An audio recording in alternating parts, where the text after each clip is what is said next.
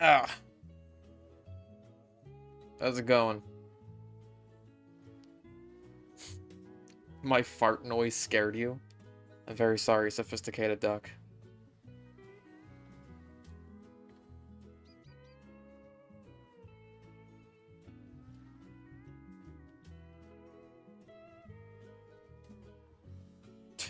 End the stream.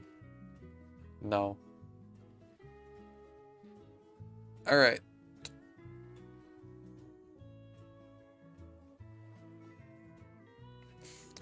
So, last few streams been a little crazy, been a little wild, been a little hectic.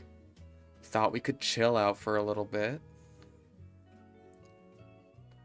And do some tier lists. So what do you guys think of that? What do you think of that, eh?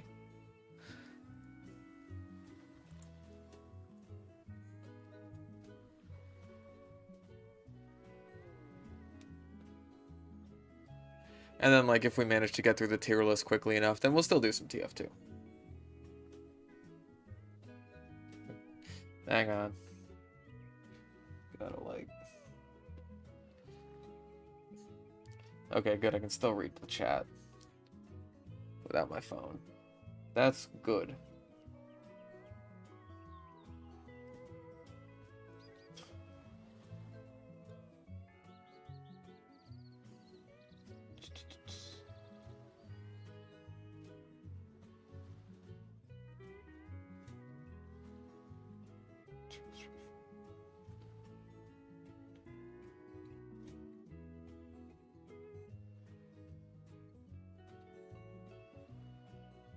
Alright.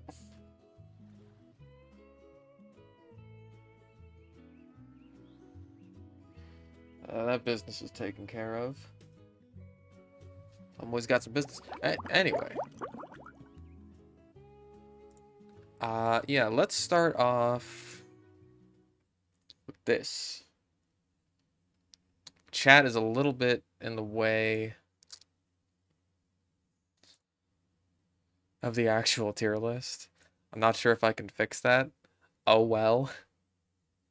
I mean, I guess I could move the this off to the side. Yeah, that's good. That's good. Okay. Okay. So, first thing I wanted to try, let me make sure. Oh, Jesus, don't fall down. Yeah, everything's lining up correctly. Cool. Yes, so all the bad weapons. Now, I have tentatively included the Candy Cane and the Neon Annihilator here. I'm still not sure if I'm going to be making Bad Weapon Academy episodes on them. I will probably be making videos on them in a while. Just like general weapon reviews. So. Yeah, I've ordered them by class, and I think we'll just start them off in class order. Yeah, to explain some things, F is like the worst of the worst, like this is absolute garbage. S is like, this is actually decent to use. So like an S tier bad weapon is like C tier overall. I don't consider the Vitasaw a bad weapon. I find Zesty's take on the Vitasaw rather confusing. But that's besides the point. We might get there. I do have another tier list that just has all the weapons, so I can go over my thoughts on that, except for like all the disqualified ones, like the ones that are just reskins, like the Golden Pan. We might get there. I'm not sure. But anyways, let's get started. Babyface Blaster. We'll start off there, just because it's right up there. I'm thinking like A or B tier. Like, because it is still really punishing. All weapon tier lists are too overwhelming. That is true. That is true. See, I don't think that the Babyface Blaster is S tier. Like, if you're a God Scout, maybe. I am not a God Scout, which is why I'm leaning towards B tier.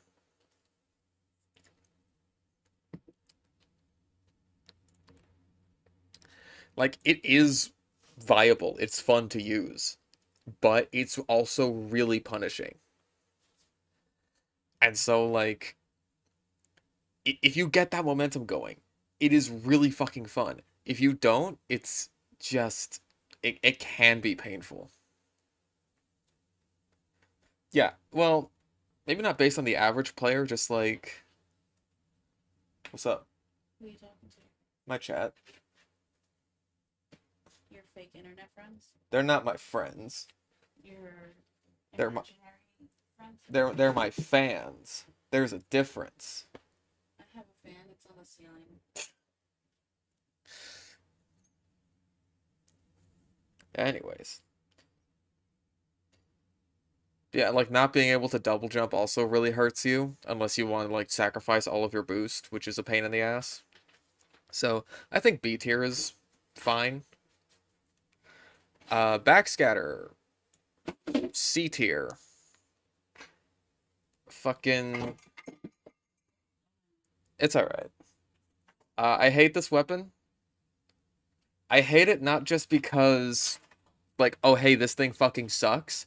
I hate it because I don't know how to write an episode for it. It is a boring weapon. That's what I hate about it. What do you do with the backscatter? Oh, you flank. Cool. That's gonna have to be a 15-minute video somehow. How about we make a fun little video of running through all of the boring weapons and Yeah, but then I don't make as much money. you run through all of the boring weapons and then you just get over it. Yeah. I don't know. Yeah, and that's the thing, like it barely makes it better. Like you can one-shot light classes, and by light classes, I mean literally just snipers. Because you're not gonna get behind like an enemy scout and then get into the range, like where you're sniffing his butthole so that you can one-shot him. You're definitely not gonna be able to do that for an engineer. And you like okay, so just snipers, sometimes spies. I feel like I get spies with this more often than I get snipers, honestly. But then in any other situation, it's just like, unless they're already hurt, you would be better off just using the scattergun in any situation. I even tried using it in MVM, and it's just like, this feels like a lateral move at best. It's just, like, it's functional.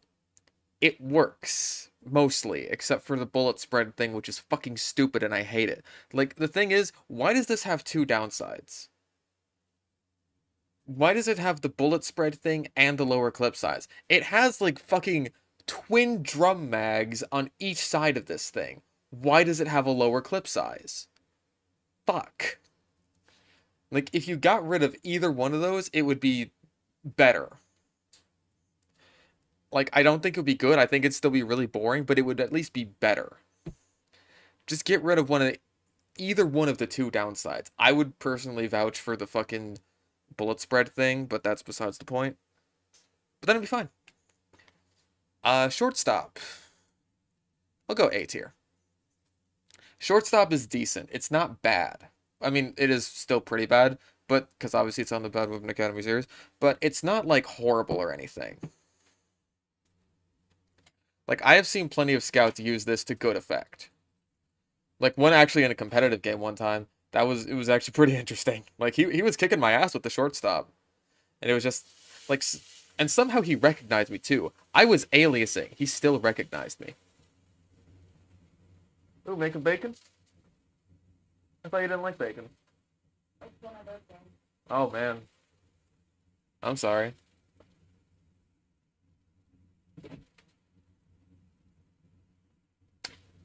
But yeah, shortstop's really simple. Mike. Oh shit. Bacon, bacon.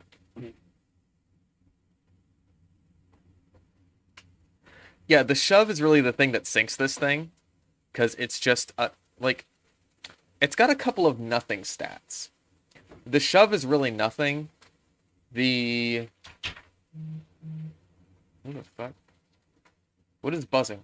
Anyway, the shove is really nothing. The added knockback is also basically nothing. Like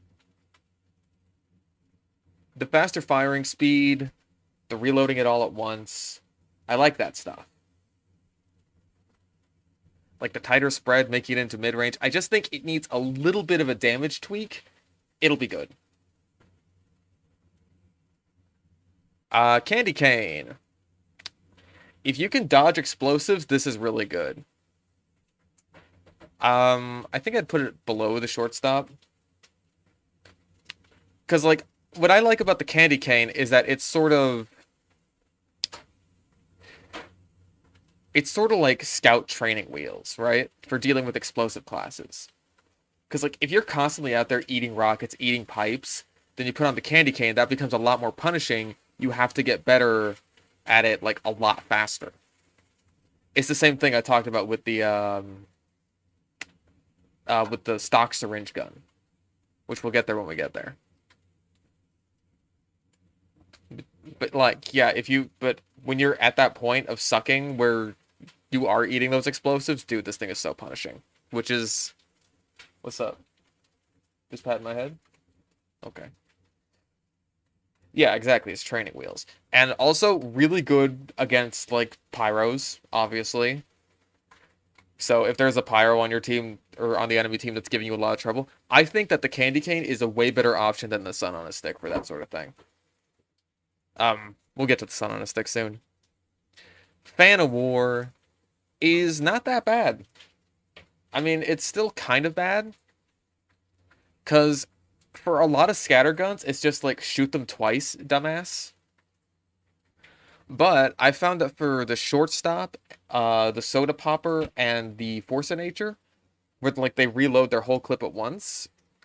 Like the soda popper especially, where you can get that mini crit hit on them and then just pop them without needing to basically handicap yourself with the criticola. It's actually pretty good. Or at least it's fun and satisfying. Like the soda popper's DPS is so insane that like in a lot of situations it doesn't really need the extra help. But I guess like a heavy or something that you're getting the drop on, dude, it's actually really good. Like I've gotten a fair few kills doing that. I think I put one of them in either my competitive video or the Q&A video, and some people noticed that. But yeah, Sandman. Fuck. Ah. D or F? Okay. I'm tempted to put it in D tier. It would be like bottom of D tier. I feel like F should be like, why bother? Like, Sandman really, really, really rides that line. A lot of people are saying F tier. But the thing is, like, if you need a scout melee, like, it still functions as that. It still does 35 base damage. It still does 105 crits.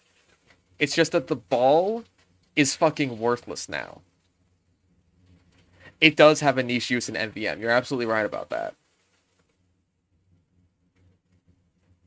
And again, it can sort of act as training wheels, like the candy cane. You can taunt kill with it. Like, I feel like that's more than something like the gas passer, which is probably going to go in F tier. Like, there is some reason to use this. They're not great reasons. It's another episode that I'm having a lot of trouble writing. Just because it's like, fuck, dude. The uses are so niche. Like, in my competitive video, when I used it, because I had to talk about it, like, literally the one situation I found an actual use for it was against the Demo Knight. And that was it. Like, once more things start filling out D tier, this is going to be, like, at the bottom. Speaking of D tier, actually, Sun on a Stick, I'll put C tier. Like, the Sun on a Stick is better than the Sandman. A lot of people really like to shit on it, but it does have some uses. If you do have a Pyro friend, if you are coordinating with them, then it can work. And, you know, you see the fire resistance is really underwhelming to me because on Afterburn, like anything but the Degreaser, it only prevents, I think, 1 fire damage per tick. And that's really not that great. It can save you from a scorch shot. Like how if you get hit by the direct and then hit by the double, that'll do like 120 something damage in like a one-shot light classes. That can save you from that. And I can't like understate that utility. But against like a close range pyro that's getting right up in your face, it's really not that great. Like if you've already finished off the pyro and you just need to save yourself from a little bit of afterburn, sure. Yeah, it's like I think it's a 25% fire resistance, so afterburn does 4 damage per tick, so that only protects you from 1 damage per tick. Makes afterburn do 3 damage.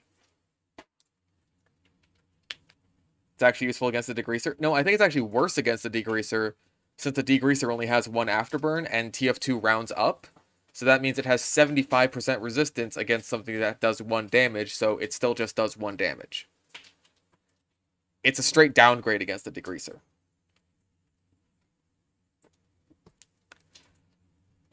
I believe we have our first S tier here. Liberty Launcher. It's not horrible. It can be used as like an actual rocket launcher if you are comboing it up with things. Like utilizing your secondaries, utilizing the Market Gardener. If you're actually good at your rocket jumps and you can like take advantage of that utility, then yeah, you can do well with this. Obviously the lower damage does suck, but like it can work. I just think like if it had that like firing speed increase, that would be so much help. What kind of tier list is this? This is the bad weapons tier list. So like everything I'm featuring on Bad Weapon Academy, and then also the Candy Cane and Neon Annihilator, which I'm still not too sure on, is like I'm ranking them. Like so basically S tier and A tier are probably gonna be like C tier on like an overall weapons list. And then everything else is just like poo-poo garbage. But yeah, like I got a 20 kill streak with the Liberty Launcher because, you know, it fucking works. It can work for you. Unlike the Bison. The Bison makes me sad. This weapon depresses me. It looks so cool. It looks so cool. I love this little stupid bronze and silver laser gun. I think we might have our first F tier. Cause oh, it makes me sad. Like, if it had a bigger hitbox or a faster firing speed or a faster well, maybe not a faster projectile speed. Maybe a longer projectile. So it can, like, hit this, like, a longer projectile and a one with a bigger hitbox in general. I feel like that would help it out a lot. But as it stands, it's just like, fuck, dude. There's no good reason to use it. And, fuck. Like, I could just talk about how fucking, like, how many ways you could possibly rework it, because it's such a nothing weapon. Like, I think one of the best uses you can come up with for it is lighting friendly Huntsman arrows. That's it. It's like, hey, if you have a Huntsman sniper on your team, there you go. Use the Bison. It is also decent with a crits medic, but that's if you have a crits medic. Like, fucking anything is good if you have a crits medic. But yeah, Bison, F tier. It might be at the top of F tier because, hey, you know, it can kill people, but, which, you know, some of these aren't going to be able to do. But fuck, dude. Uh, Base jumper. Currently working on the video for this right now. I just actually got finished isolating all the clips I'm going to use. I do still probably need to gather some example footage, but other than that, that video is really close to being done. I do need to edit the audio and all that shit. But as for where it places, I'm gonna put it in B tier. I'll be honest, I was expecting the base jumper to be a lot worse. Like, I feel like I might be tempted to put it on A tier if it wasn't on Demo Man. But I think because it is so much worse on Demo Man than it is on Soldier, like it's so much more situational there, then it really sinks it. But other than that, like it's not horrible. It's like it's kind of like gunboats, but instead of reducing your rocket jump damage, you eliminate fall damage. And sometimes that's really useful. Sometimes. Like it's not very good if you do more complex jumps where you're like chaining them together. But like if you're just doing like single jumps, which is normally what you're doing with a Demo Man anyway, or with the airstrike, then yeah, it's not bad. And I found that it actually pairs really well with the black box of all things. Like I didn't expect that going in, but it's just like, okay, wow, this is actually a really good combo. Because even though you take more rocket jump damage, like because you eliminate fall damage, it's really not that big a deal, and you can get close to the enemies to like not only reload your shots in midair, but also like get your health back from when you like start to land. It's it's not horrible. It's not horrible. Equalizer is pretty horrible though. Actually, hang on. I need to actually rank this. I will put this, I think, below the babyface, but above the Fan of War. Okay, so Equalizer. Base jumper with Scottish resistance. That is actually the one that I found myself having the most fun with as far as Demo Man goes. Yeah, Equalizer. I was also thinking D tier, cause it's so situational. It's still better than the Sandman. So situational, and it doesn't work. The stats work against each other too much. Like yeah, at low HP with a random crit, you can one-shot basically anything, but you need to be at low HP and get a random crit as the second slowest class in the game. So, yeah, it sucks. Like, if it just didn't have lower base damage when you were at full health, fine. That would be so much better. And just give it a slower swing speed or something. That would be instantly better. But as it stands, it's just poo-poo garbage. It's poo-poo.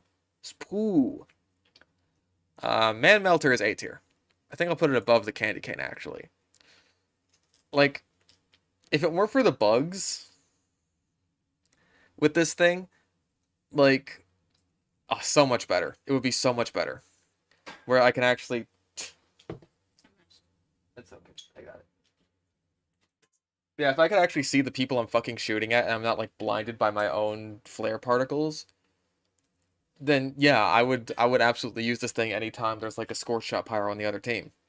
As it stands, like, that alone makes it really irritating to use. But it is still good. I do like what you can combo with this thing. I like comboing it with the Dragon's Fury and with the Extinguisher. Like, yeah, if it wasn't for all the bullshit, it would be pretty usable. Gas Passer, F tier. Garbage. Literally a fucking fart.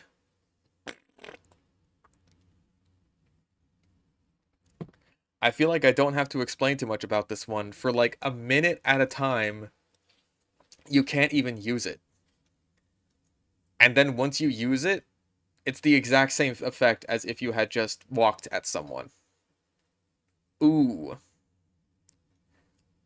Like, yeah, it's broken in MVM. I agree with that, but this isn't about MVM. Otherwise, this would look very different. The babyface would be an F tier, and then this would be an S tier. I guess I could do, like rearrange them at the end for MVM, but whatever. But yeah, Gas Passer is even worse than the Bison. I can kill people I can kill people with the Bison. Not reliably, I can do it. With the gas passer, that just comes down to luck. Sharpened volcano fragment. This is a tough one to place, because I don't think this is worse than the stock fire axe, but I do think it's useless. Like, I think I'll put it above the equalizer, but yeah. Like, you can't use it with the flog, really, because the melee hit itself doesn't actually charge fire damage. Um, you could use it for slightly more powerful flare punches. You could use it for slightly more powerful Dragon's Fury follow-ups. That's about it. I think, like, the only reason you would want to use this is if you're using a flamethrower like the Backburner, where you are actually liable to run out of ammo.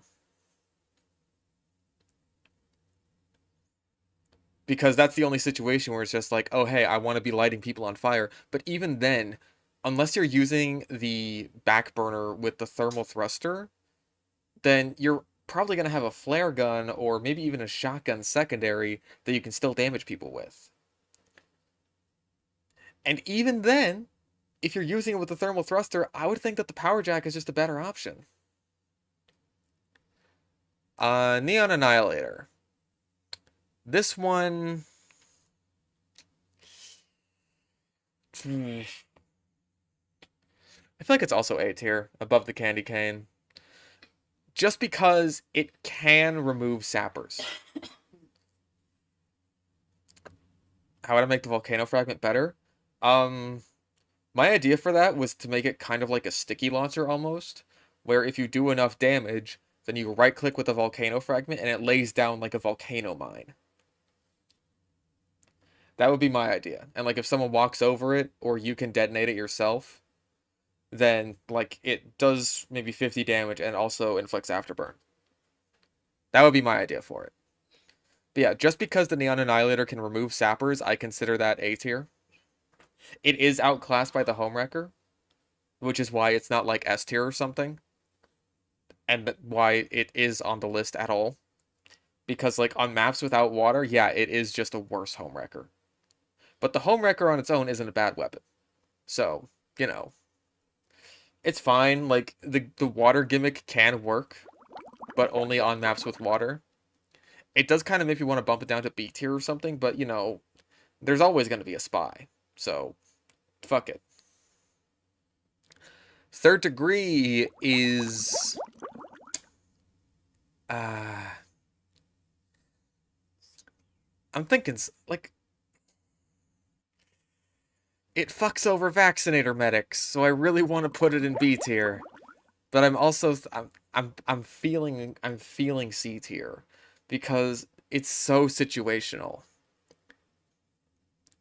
But I mean, like, that's also the case with the Neon, I guess. I'll put it in top of C tier. Fuck it. Like, yeah, it can fuck over certain medics. It can do so with random crits especially.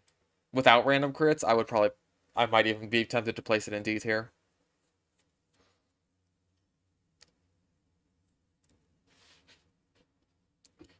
No, it's definitely better than the Sharpened Volcano Fragment. It is incredibly situational, but the situations are much more common than the Volcano Fragments, which are like super specific flare combos, I think. Hot Hand, F tier. God, is it worse than the Gas Passer? I don't even know. I'll put it down there tentatively. Just because it's so bad. Like obviously it's F tier. It's not even a question. See, I wouldn't even say it's a great meme. Because, like, it's so ineffective at slapping people, or even just being annoying. Like, you slap someone twice, and then you die. Pretty much every time. Like, yeah, you can still use it, but why would you? Even the gas passer, I have managed to find some synergy with other weapons. The hot hand works with nothing. Yeah, the contract for this absolutely did suck. The contract for both of these fucking sucked. Um, yeah, like I was able to pair the Flog and the Dragon's Fury with the Gas Passer to some effect. I have yet to find literally any use for the Hot Hand. So I'm gonna place it lower. That's my take.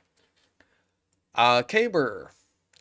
Caber Knight is so fucking fun, but it's also incredibly unreliable. I'll put it above the base jumper. Just because that nuke you get, oh, it's so good. I love it so much. And like, you can still one-shot light classes. I did figure that out recently. You just have to crouch.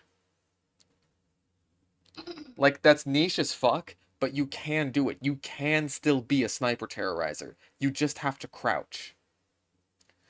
So I feel like that keeps it out of C tier.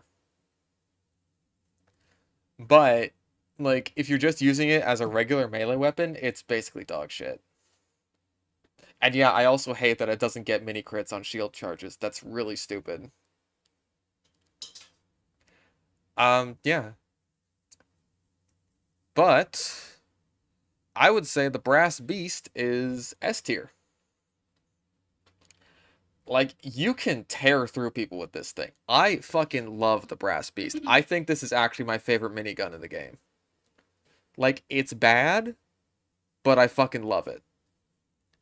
Just the extra like, and here's the fucking thing. I was so proud of myself for coming up with the strategy to use a shotgun. Hi, Vince. So maybe I'm biased here, but dude, like, if you know what you're doing, the Brass Beast is so fucking fun. Is that Allie? I don't know who else makes meows that tiny. Yeah, higher highs and lower lows. That's a really good way to describe the Brass Beast.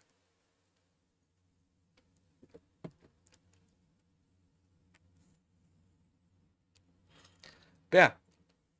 And I believe we have another S tier right afterwards. I'm gonna put this above the Liberty Launcher actually, because I'm wondering if this should even go in Bad Weapon Academy, to be perfectly honest. Like, just from everything I've heard from so many people, it's like, this seems like it could actually be viable. I haven't used it too much. I think a fan recently gifted me a professional killstreak one, which, like, which means I'm gonna have to get to it eventually. Just stock, but slightly worse.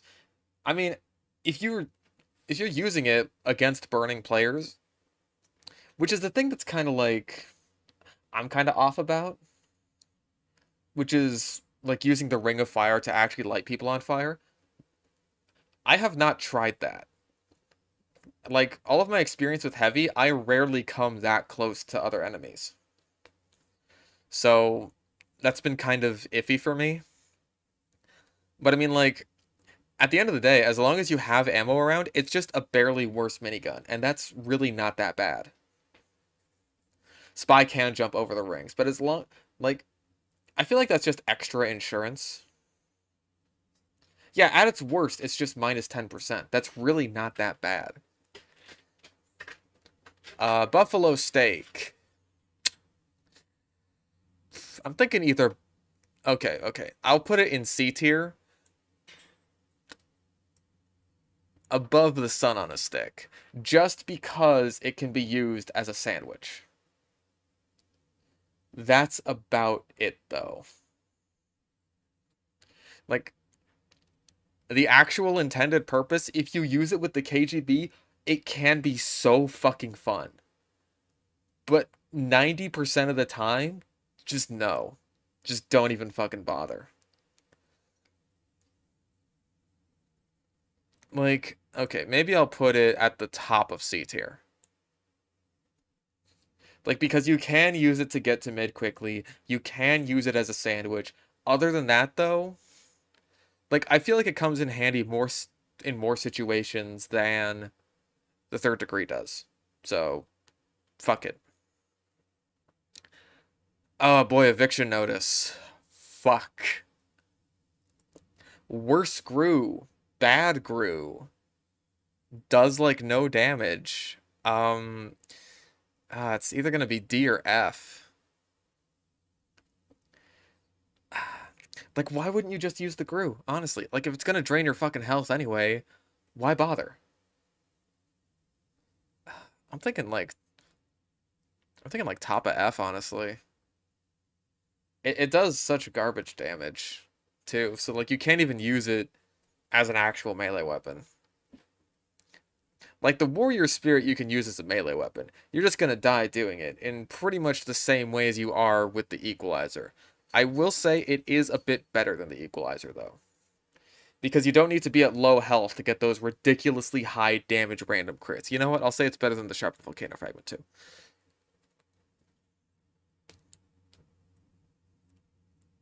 Yeah, damage penalty even though it's fucking brass knuckles instead of bare fists. That's so stupid. Eviction notices for shorter sprints, whereas Gru's for the long haul. I think it's actually the other way around, honestly. Because like the eviction notice, like it drains your health slower than the Gru does. Like the Gru drains health really quickly, but like if you're at low health and you need to get out of a situation quickly, like just take a quick dip around cover, then yeah, the Gru's really good for that. Like I feel like if you would want to get to mids just slightly faster, you would go for the eviction notice. Um, oh boy, another fucking F tier. Thompson, bad, hate it, die. I will put it above the Bison just because it does have the Uber and Cloak Drain. That's literally it. Everything about this weapon is so awful. It's painful to use. Like even then, I feel like it's in close running with the Bison. Yeah, and the Gru doesn't have a damage penalty anymore. That also makes it pretty good. Yeah, I feel like I don't need to say much on the Thompson. The Thompson is so awful. Thompson isn't as bad because it can kill. I mean, it can. Good luck killing anyone with this thing. But yeah, Thompson is at. I think we're almost done with the F tier. I think maybe this guy's probably gonna get in there, like at the top of F. Actually, no, he'll probably be like next to the Sandman in D. Blutsauger, I will put in. I'll put it in A tier, like at the. I think that's a good place for it. Blutsauger is really fun. I really enjoy using it. Um, yeah, like okay, I may as well talk about the overdose too. I'm gonna put the overdose.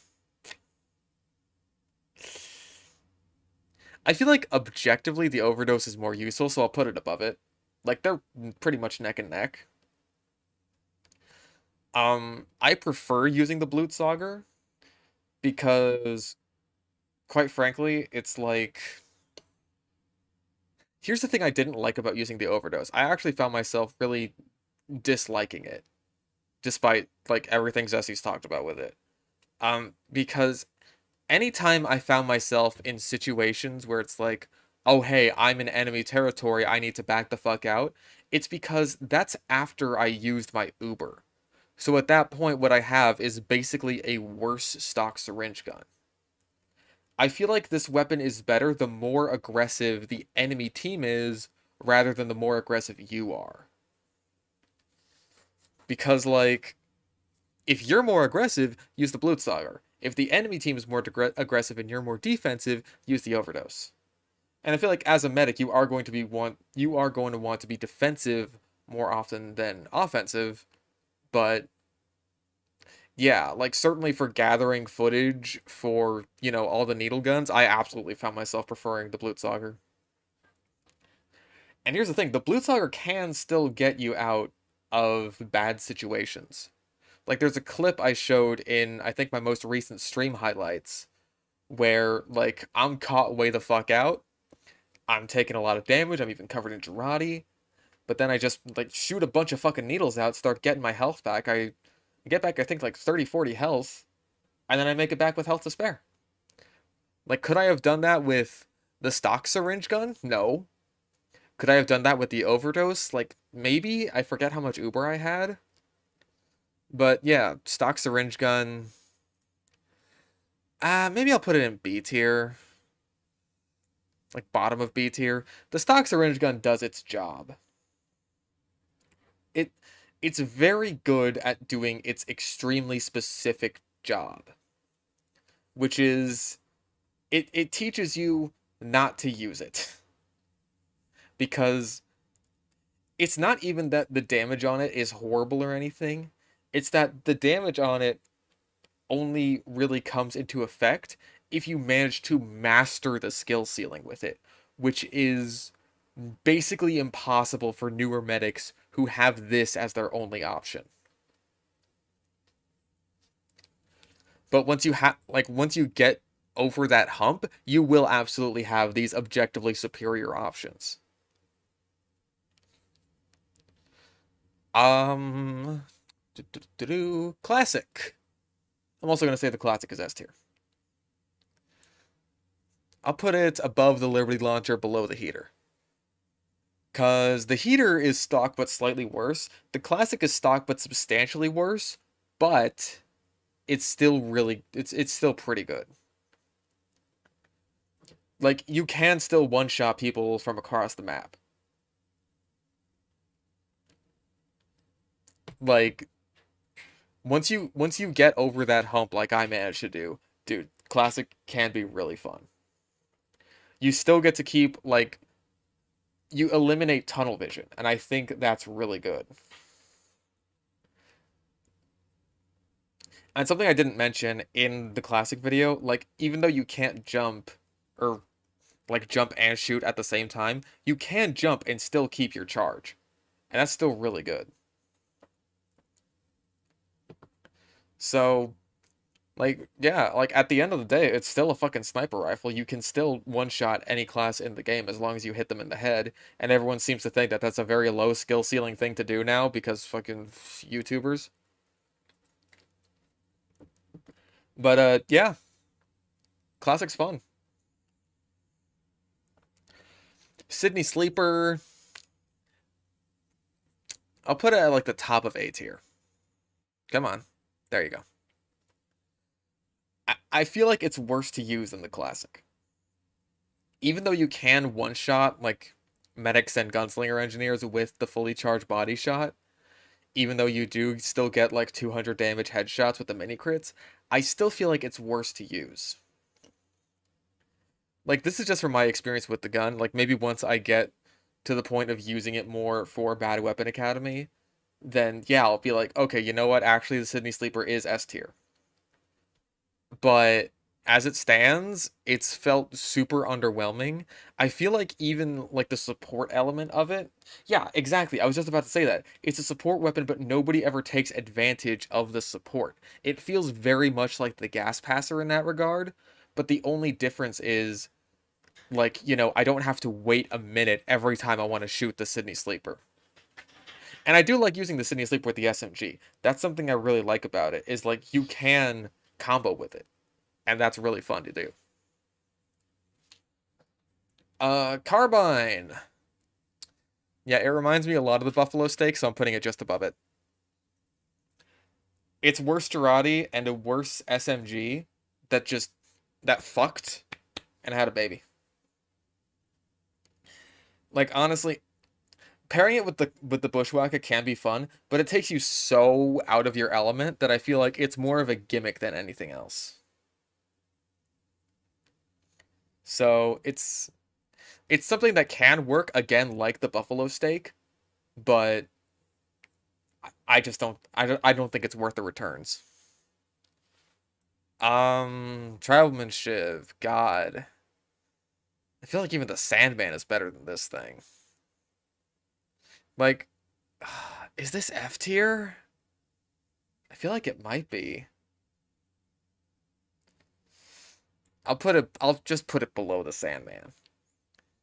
Like hell, even the Sandman's crits are better than this. And you are still a scout. You do still have your mobility. With this, you're a sniper who's weaker at close range for an extremely specific upside of damage over time as a sniper.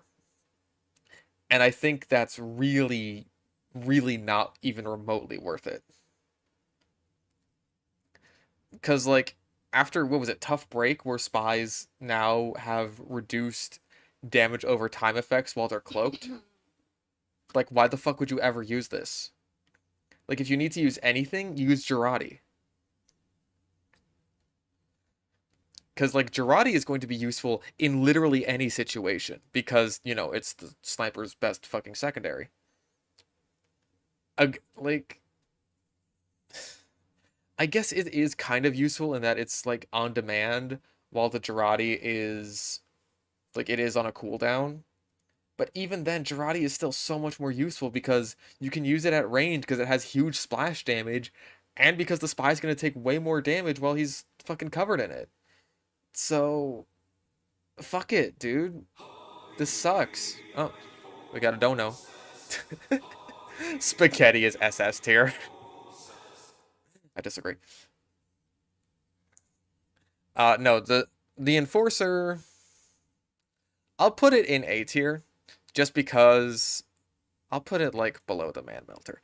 The Enforcer is A tier because at the end of the day, it is pretty much just a stock revolver, but worse. But and with extremely niche upsides. Like I was still able to get some work done with it, but at the end of the day, it's like it's the stock revolver, but worse. Like just use that. The heater is a minigun. It feels like a little less bad to say, oh hey, you know, use something with fucking 10% less damage when you're already shredding through people. Like that's not so bad. The Enforcer, it's a little harder to justify that. Like with Spy, you need whatever you can get. And so lowering your firing speed for extremely niche upsides, I don't think that's worth it.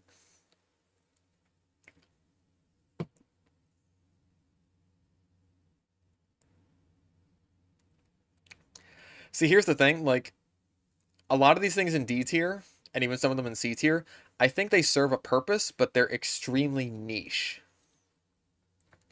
Like the carbine, yeah, you can pair it. Actually, you know what, while we're here, red tape recorder C tier. Because, like, one,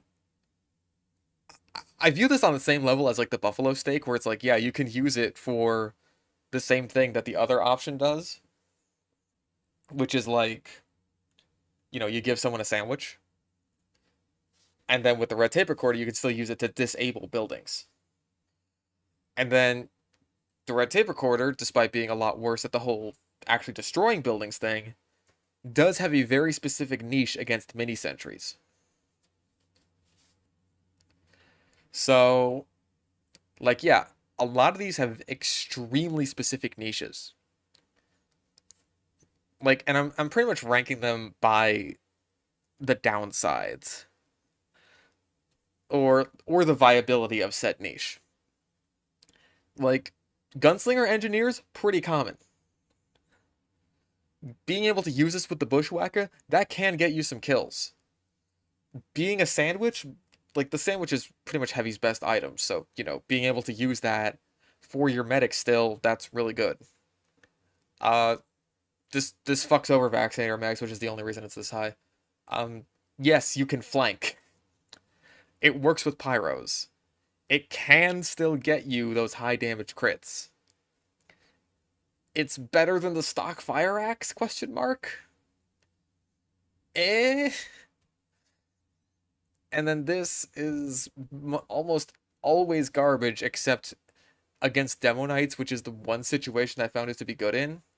Which even then, as a scout, you're already pretty good against them because of your insane mobility.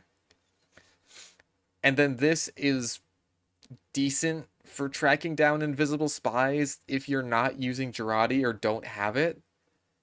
And then all of these are like, why would you ever use these? Your eternal reward. I'll say it's like B tier. Yeah, this is B tier. Like, it is still a knife. It does still backstab people. You do get your chain stabs. You know, I think I'll put it towards the top of B tier. Better than the Caver for sure.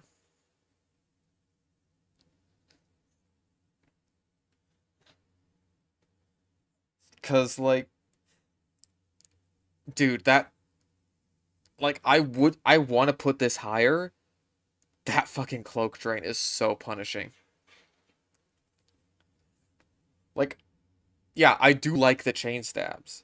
I like the silent killer aspect, but fuck, dude.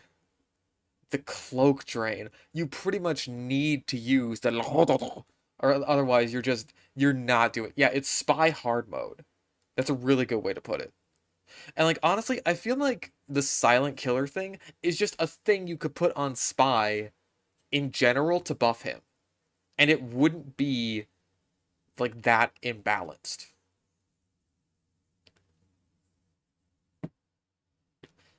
Um yeah, that's the bad weapon tier list. I do have other tier lists here. I got some more lined up. For example, like I feel like we're good with this tier list. I feel like I'm happy with it. Like maybe things could go up or down a tier, but yeah. Like here's the thing, B tier isn't a bad place to put it. I still really like the babyface. I still really like the caber. I've even found a like for the base jumper. But like yeah, it's B tier. It can be fine. Like it can work for you. It can. But I also said that about the buffalo steak. So keep that in mind.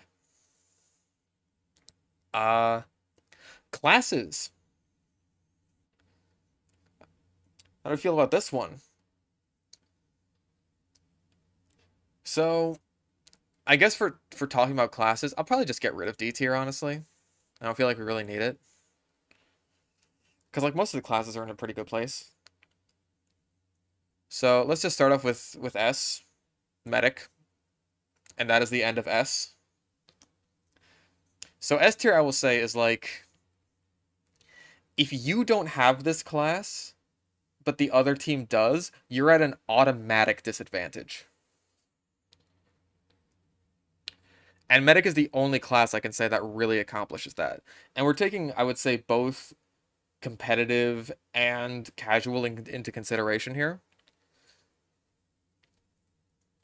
And it's the exact same thing in both game states. Medic is the best. Like having a medic while the other team doesn't is such a huge it is instrumental. The only thing that like keeps medic from being utterly ridiculous is that no one wants to play him. At the top of A tier, we will be having Demo Man. I feel like Demo Man is like, because here's the thing, in competitive, like Scout would be at the top of A tier. When considering casual too, I would say it's Demo Man, because Demo Man can just cut through a team so easily with like sticky spam or just anything like that. It's ridiculous. And he like having 1200 damage explosives before you have to reload even once. That's fucking ridiculous. Yeah, and like the pipes don't have damage fall off, unlike the rockets do. And sticky spam, God, sticky spam is just so fucking strong. Like, there's a reason that only one demo is allowed in competitive. It's because demo is ridiculously strong. There isn't one for demo knight specifically. If there was, that would go in C tier.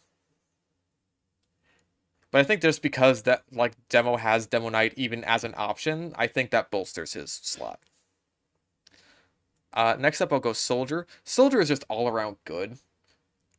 Like, there's not much you can really say about Soldier. He's just good. He's good in literally any situation. Like, the only thing keeping him from being better than Demo is he just doesn't have as many explosives. That's it. And then we have Scout. Scout, also good in pretty much any situation. The only reason he's at the bottom of A tier is because sentries exist. Like, that's it. And that's only really an issue in casual, which is why he would be at the top of this list were this a like specifically competitive tier list. But yeah, Scout is incredibly powerful. He like fighting a good Scout is fucking painful. I hate it so much.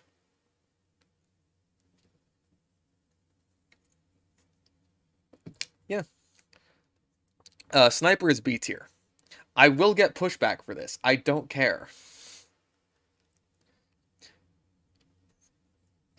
Yeah, there's basically two camps of people. People who want Sniper to be an S tier and normal people. And I fall into the second category. Yeah, Sniper is B tier.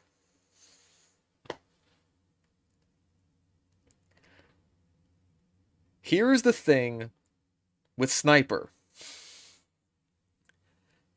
Motherfucker can't push. He just can't.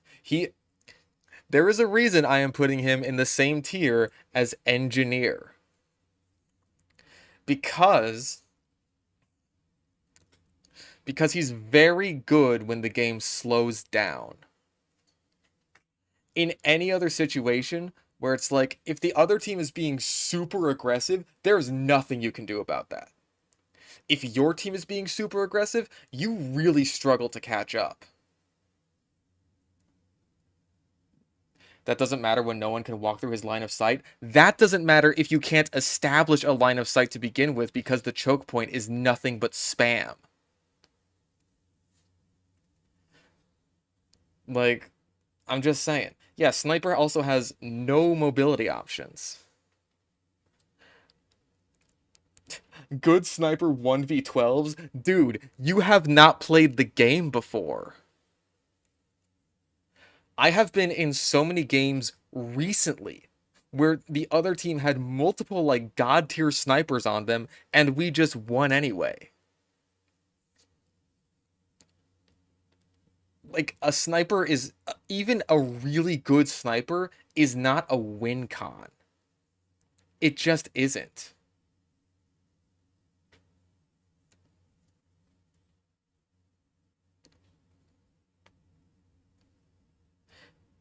God, I'm so fucking sick of the only reliable counter to sniper is another sniper shit. Can we stop saying that? Like, honestly, like, if people in pubs knew how to fucking rocket jump, they wouldn't be saying that shit. Like, you need to know how to flank. You need to know how to rocket jump. Just reposition yourself. It's not difficult to counter sniper. I do it all the time. Like, fuck, dude. Communicate with your team. Like, do you understand that knowing where a sniper is so fucking huge in, like, being able to defeat him? It is the exact same thing as with Spy. Like, honestly, I think it's kind of stupid that the game doesn't have a sniper callout button the way it does for Spy.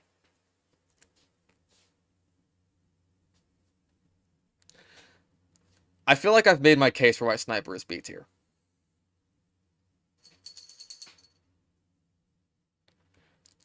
Engineer is for very similar reasons. The only difference is he needs time to set up. He has the same mobility issues as Sniper, unless you count wrangled sentry jumping, which, you know, eh. Like, it's an option. Um, yeah, fantastic area denial. You do need to like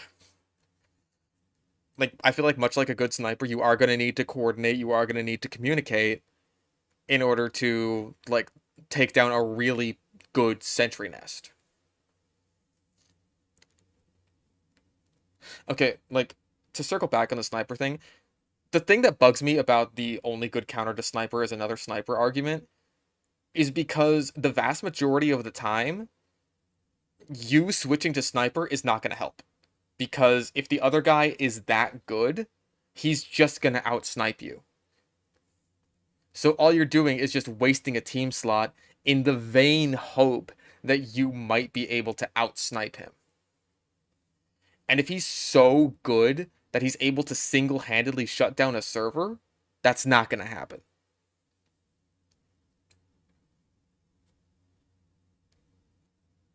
So what people should be saying is flank the sniper, spam him out, coordinate, make an Uber push. Like, fuck, dude. Do you know what a sniper can do to a good push? Literally nothing.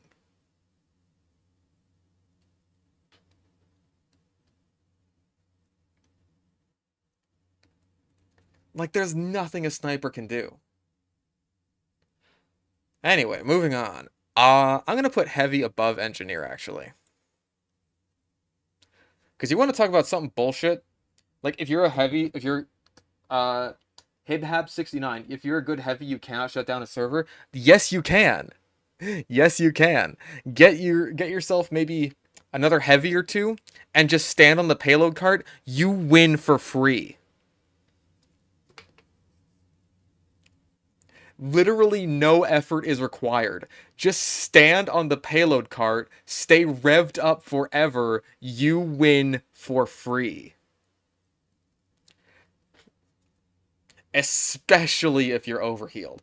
I have had so many servers just end instantly because of that shit, while I have had like so many less servers end quickly because of a good sniper. No one complains about that.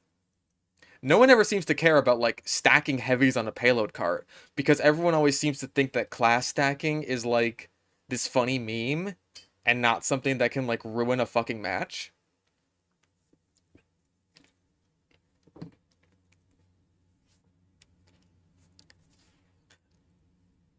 I suppose there is something to be said about engineer stacking on last, because I mean if we're taking both casual and competitive into consideration, I would say heavy is useful in competitive a lot more often. I see, here's the thing. Here's the fucking thing. I hate more than fucking anything fighting class stacks on the enemy team. I would never dream of putting class limits in casual. As much as I fucking hate fighting a wall of heavies on a cart, or fighting like a wall of snipers on the other side of the map so I can't even hope to counter snipe them, I wouldn't trade that for those games where like everyone goes spy. Just completely independently of any silly server bullshit, I wouldn't trade those for that.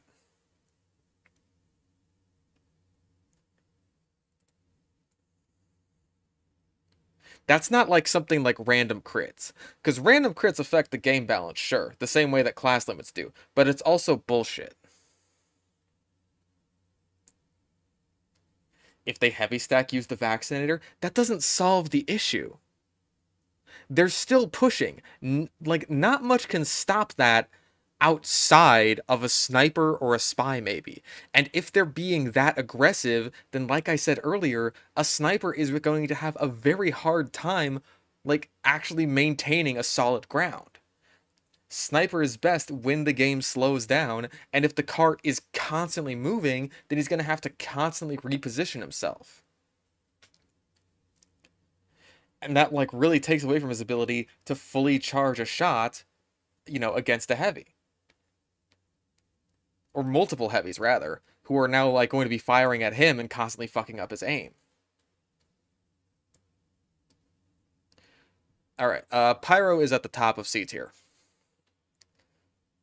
Pyro has issues.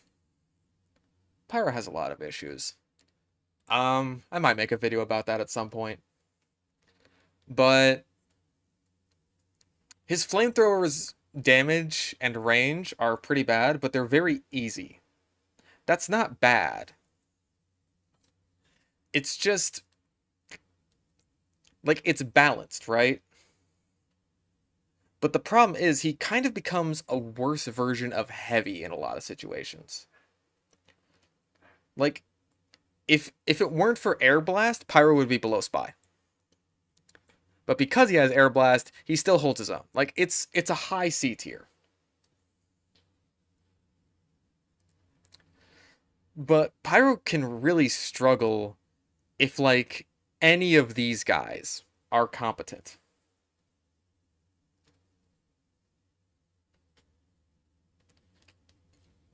Like and you mentioned the Dragon's Fury. I feel like if Pyro had the Dragon's Fury at base, he would definitely be B tier. Absolutely. Yeah, the Scorch Shot. We're judging Pyro like as a whole. Like if it was honestly, even if it was just the Scorch Shot, I still feel like these guys would win out. Absolutely. But like Air Blast is the only thing giving Pyro a fighting chance.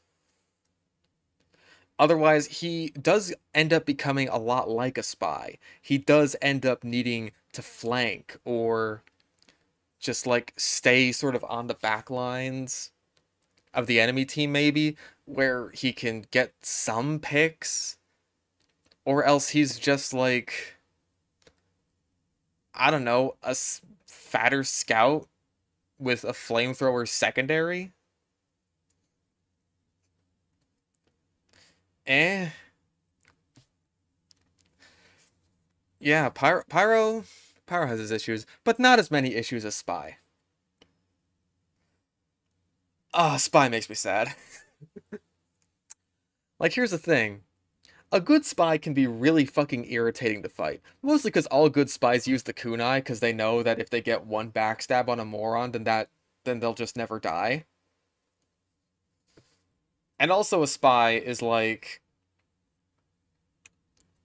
the thing with Spy is that it's designed to punish you for paying attention to the game and not for whipping around behind you every few seconds. Oh yeah, it's really fun to play. Everyone loves fucking playing Spy. But here's my hot take. There's no good reason to play Spy unless you just like doing it.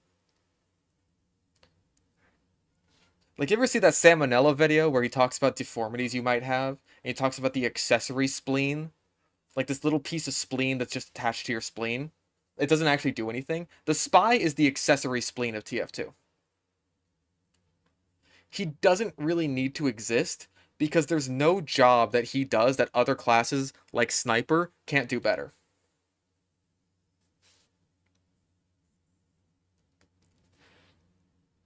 And I feel like where Spy should be better than Sniper is in like the speed at which he gets his insta kills. And situationally, that is the case.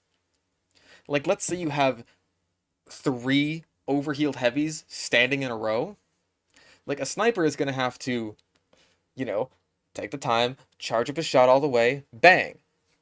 And then take his time, charge up his shot all the way, bang. Take his time, charge his shot up all the way, bang. That takes like 9 seconds for him to do, whereas a Spy can just be like bam, bam, bam, instantly. The problem is, Spy has to get in close to do that. On paper, that's balanced. In practice, not really, because Spy has this horrible problem where after getting a kill, unless you use something like the kunai or the dead ringer, you just sort of have to die afterwards. Or else get really lucky. The only way to avoid that is to get picks that are exclusively on the back line. And the people on the back line, they're not going to be the ones winning the game unless you get them like right outside of spawn. And of course, there's so many things to just like counter him specifically, like pretty much Pyro. Pyro as a whole just completely shuts down a spy.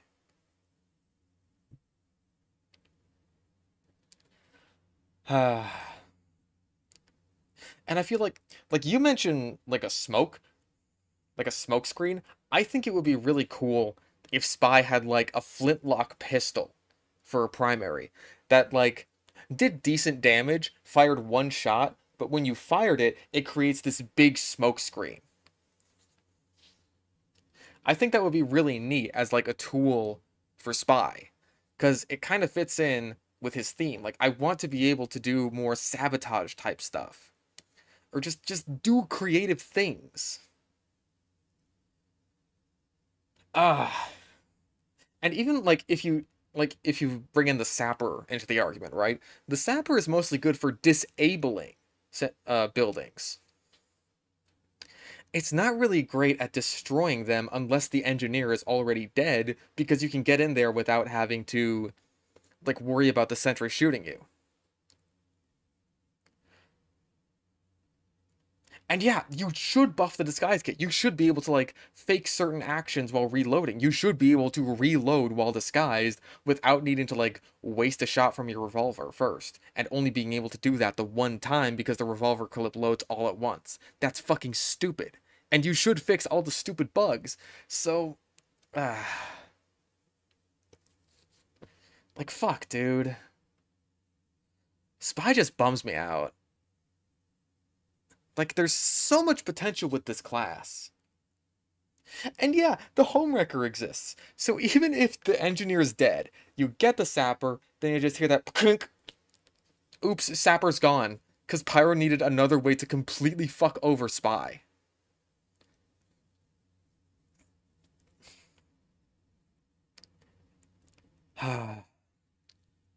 But yeah, that's about the class tier list. That's about where I stand there. It does reload when you reload. If you reload revolver, then yes, it will reload your disguise. So if you use auto reload like I and pretty much everyone else with a brain does, then what you would need to do is switch away from your revolver like instantly after you fire a shot, and then disguise, and then switch back to your revolver, and then let it reload. Yeah, and the Razorback. Fuck, I hate the Razorback.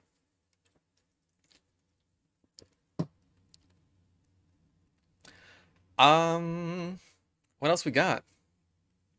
We're only like an hour into the stream. I do have war paints over here. I'm not sure if I want to do that one yet. Because Jesus Christ, there's a lot of them, and I don't know all of these offhand. Like, I'm sure Zesty does.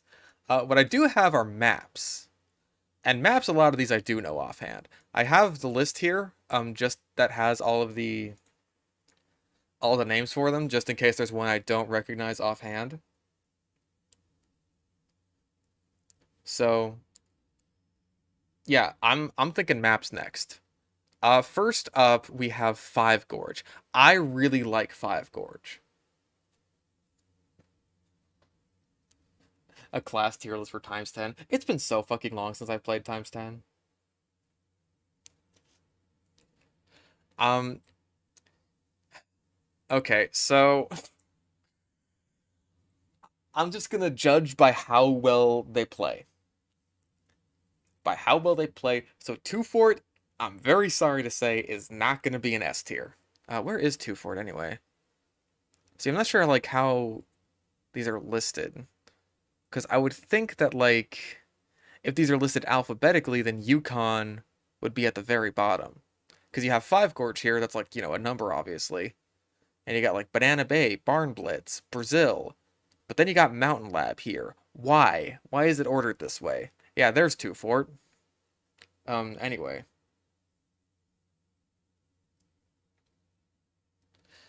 So, Five Gorge is a map that I really like. I think it's very fun. It's like better Gorge. I know not a lot of people like 5CP. If I was going to play 5CP, I would like it to be on a map like Five Gorge. I think it's really fun. I think it's very well designed. Like, I'm surprised that, like, just taking an attack defend map and just, like, mirroring it made it really good. I think it can be more fun to play than regular Gorge sometimes. Mountain Lab is another one that I really like. The sightlines can be a bit janky, but I you know what? Fuck it. I like Mountain Lab. I like it a lot. I think it's a really fun attack defend map. Banana Bay, I've like barely played. I think for payload race, it's probably pretty good. I think I played a little bit of it like when Jungle Inferno came out. It's fun to mess around on.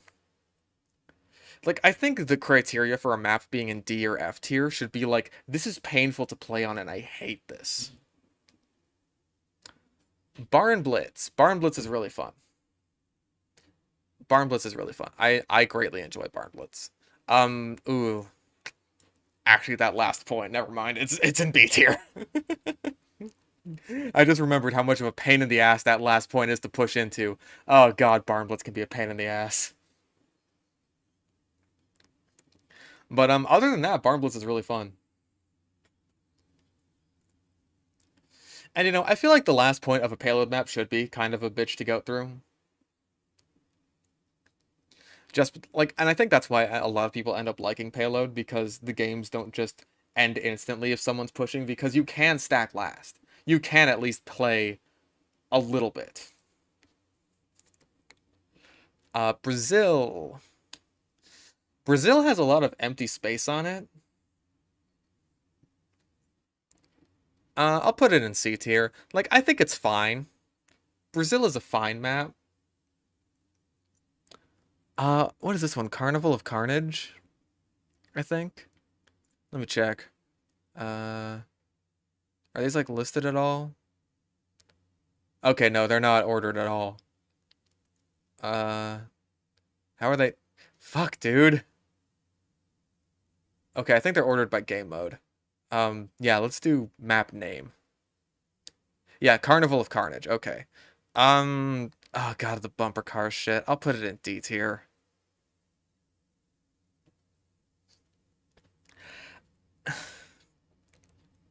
I'm sorry. I'm already not a huge fan of special delivery. And then adding the bumper car. Actually, hang on. That's not that. It's not that one Halloween map I'm thinking of, where oh god, it's one of those something stone ones. Use Control F. I should have done that. Yeah. Um. Yeah, it's one of the user made ones where like the payload one, where if you fucking even if you win the match, you can still lose it because it's fucking like the outcome of the match is determined by who wins the stupid bumper car race at the end. I think that's really dumb and I hate that so much. Like, just have a Halloween themed payload map. Um I think that's like no, it's not Decoy. What is it? Cold Town, that's what it is. Cold Town could be fun. I like Cold Town for MVM. To group keep S tier, everything else is F.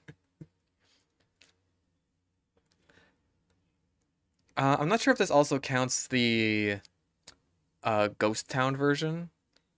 I'm not sure if it does. I obviously really like that one for what that has to offer. I mean, okay, honestly, should I even judge MVM and fucking Halloween maps? Because I feel like that's gonna take up a lot. Ah, maybe I'll have like a separate tier list for them. I don't know. Let's avoid Halloween and MVM maps for the time being, and just stick to like regular maps. Cold Front. My first match ever of TF2 was on Cold Front. Um, it's fun. I like Cold Front. It's not really like a standout map though, I don't think, aside from just being cold. I'll put it in B tier.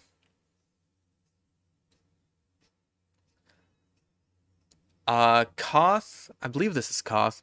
Badlands. Yeah, I'm just gonna assume that's Koth.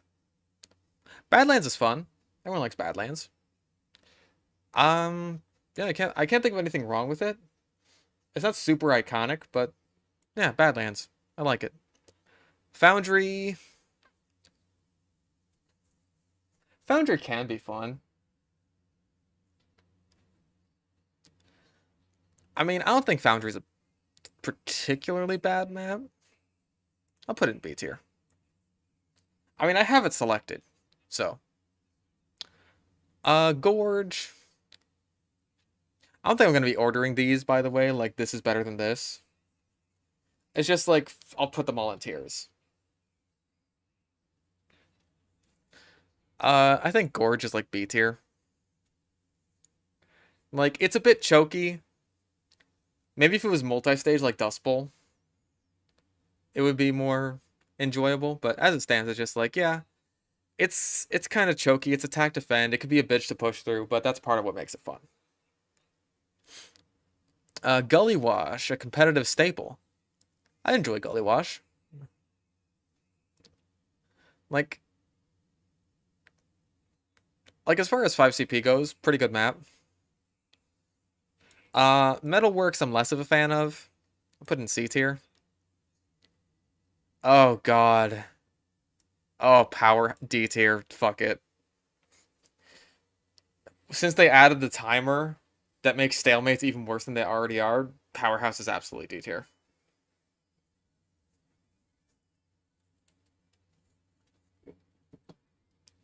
I view Gorge as a better mercenary park. That's a good way to put it, actually.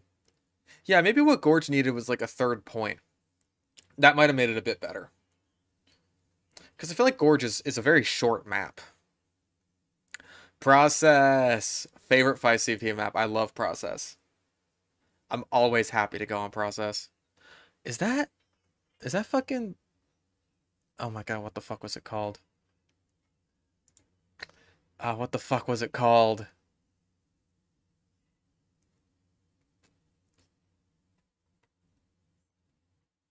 Come on. I just need to see the name and I'll remember it. Too confusing for new players. Too confusing for new players. Snowplow. Fucking Snowplow. Thank you. Oh god, Snowplow. Barely play it. Um, like, it's fine, I guess? Yeah? Eh. I don't have it selected. D tier. Uh, oh yeah, I know this one. Stand-in, I think. Yeah, stand-in is neat. I actually really like stand-in. I'll put stand-in in B tier. Like, I don't know how many people have played stand-in. It's really neat, actually, because, like, all three control points are available at the same time, and whoever gets all three of them first wins. It's actually pretty fun. Like, it's different from 5CP, and it's almost like a mix between 5CP and King of the Hill. And it's really fun, and I like it. Um, the name of this one's escaping me. I know it's 5CP.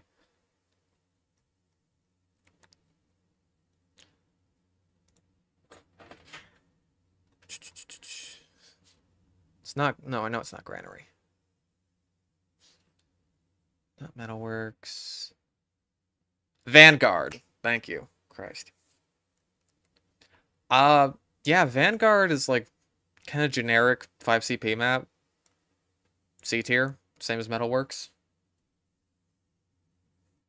Why isn't he singing meme songs? Because people aren't giving me money. Yukon. Again, C tier, perfectly fine 5CP map. Two Fort. If you're trying to play a serious game of Two Fort, this sucks. I hate it. Like for meme map, it's fine. But if you're playing Capture the Flag, I honestly prefer Double Cross. it feels way more dynamic. It's a lot more fun to play.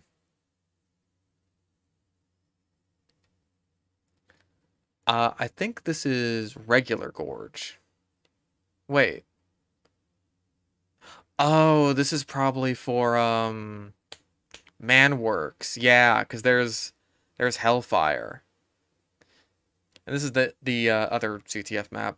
That's actually kind of good. So, yeah, that one. Is that Catch of the... Okay, so that's CTF Sawmill. I'll put CTF Sawmill in C tier. Actually, no, D tier. Yeah, let's... Where's the other Sawmill? Yeah. I hate the sightlines on Sawmill so much. They're like two directly into spawn. That's bullshit. I hate that so much. Where are we? Is this a Christmas map? Yeah, this is that like... Isn't this the Sawmill reskin?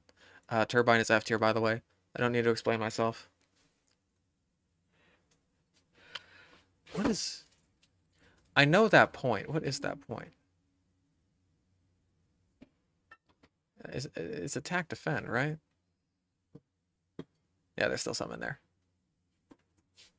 It's not junction. We'll get to fucking junction.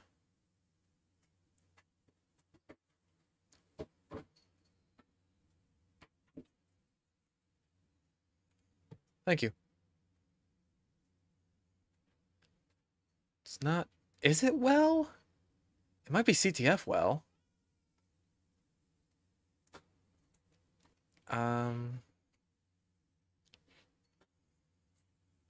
Yeah, CTF well. I actually like CTF well. So also C tier. Like all the good capture the flag maps, those go in C tier. Sawmill is in favor of red. Is it? Oh, hi, Bo. Hello. Are you happy being held? Only by you. I tried picking him up earlier and he was not happy with it. Big fat boy.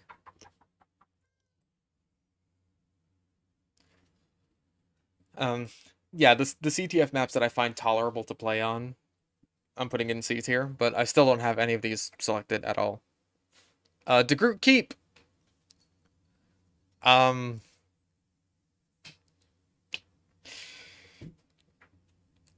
mean, it's fun for a meme.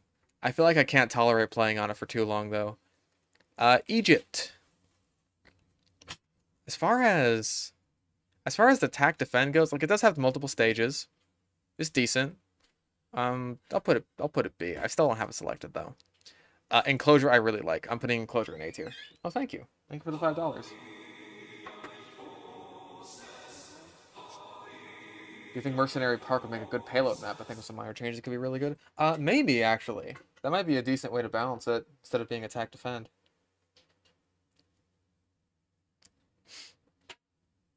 Yeah, like Degroot Keep is fun for a little bit. Also Upward is S tier. Don't need to explain myself. This map. Fuck. Fast lane. Yep. Yeah, some of these I can kind of remember, and some of them I can't. Enclosure is really mediocre. Really, I like Enclosure a lot, and not just because it's themed after Jurassic Park. I just really like Enclosure.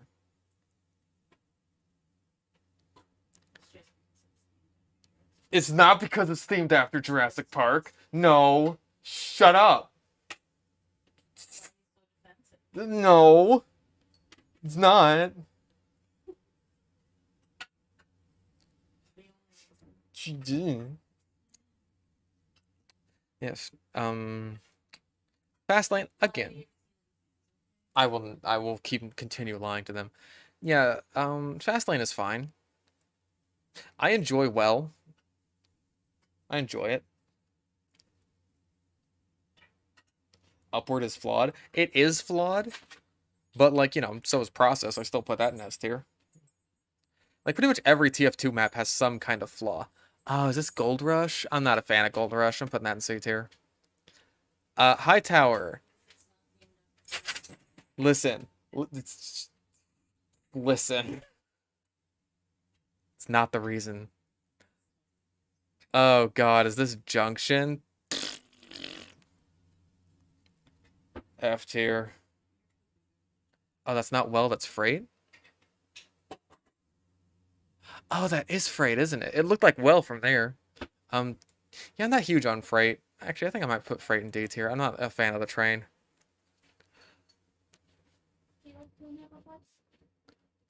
This it appears to be. Oh wait, Koth King.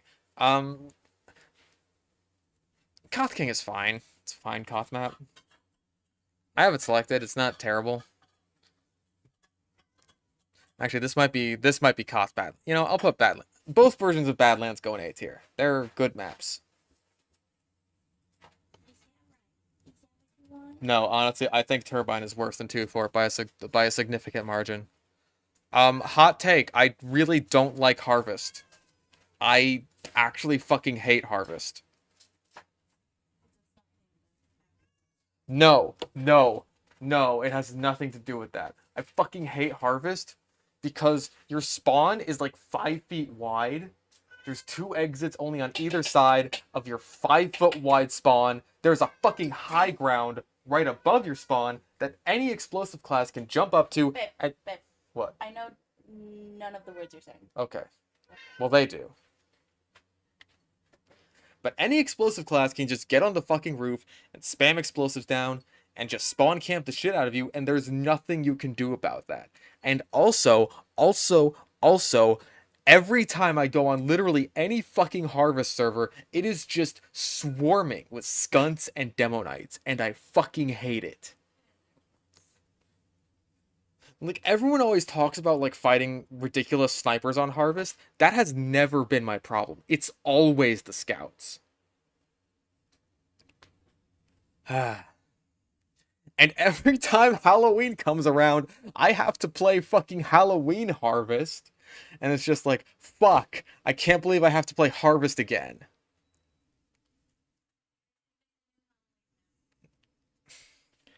They do make new Halloween maps.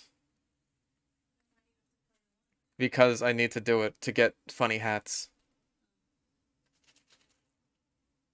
Oh yeah, and it also really attracts Gunslinger NGs, which are always annoying on Koth.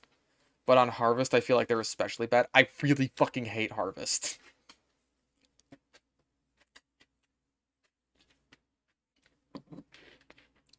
What is this one called? High Pass? I actually like this one. I don't get to play it too often because not a lot of people have it selected. Lakeside, I also really like.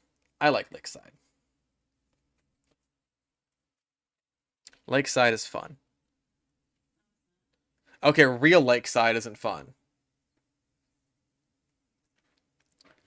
Lazarus. I also really like Lazarus. You know what? I'm gonna put Lazarus in A tier. I like Lazarus. Lazarus is fun.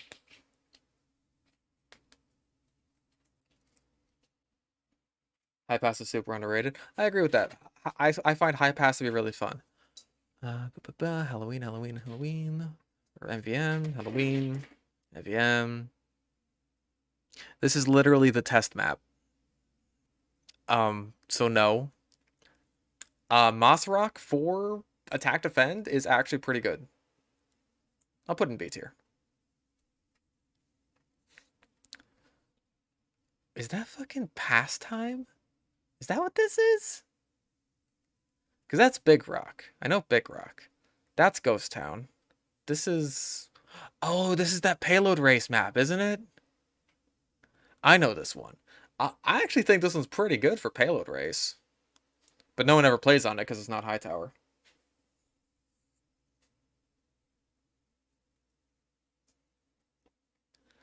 Nucleus, also not a fan. Very spawn campy. It's better than Harvest in terms of that. I just it's still really spawn campy.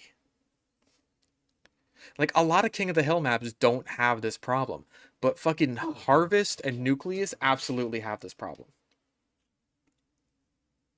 Yeah, wait, no, it's not Nightfall. It's Oh,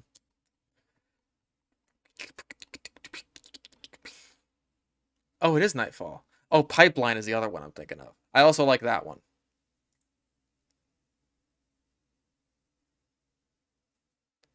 Because Pipeline takes place at night, which is fucking stupid. Where was I?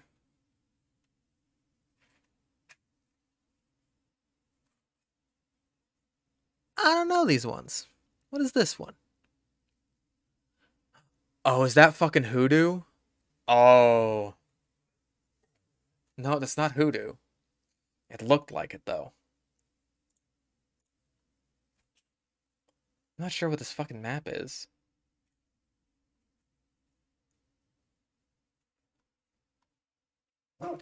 Off Blast? Oh, it's Arena, then I don't care. The same story for this one. It's right next to it. It looks like... It looks almost like Foundry. I have no idea what it is, though. Yeah, we're also not doing arena maps. I'm sorry. Yeah, Hoodoo is absolutely going in F tier once we get there. Gravel Pit? No, it's not Gravel Pit. I know what Gravel Pit looks like. What is this other fucking map? It's not Granary. Like, if these were actually... Wait. No, that's not Snake Water. I know what Snake Water looks like.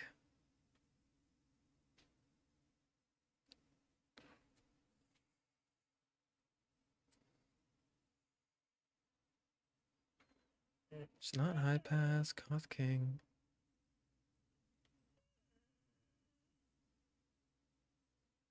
Like, is this just some fucking Halloween map that I'm way overthinking?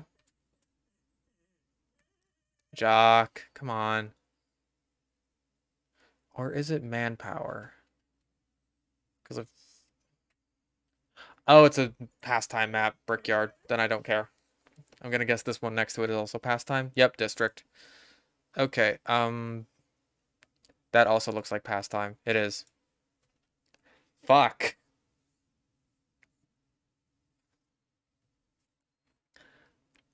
Fuck, what is this one now? Jock. Is that Bloodwater? It looks kind of like it. How's the stream going? It's going pretty good. It's going pretty good. This is that Sawmill Halloween reskin. Okay, Jesus fucking Christ.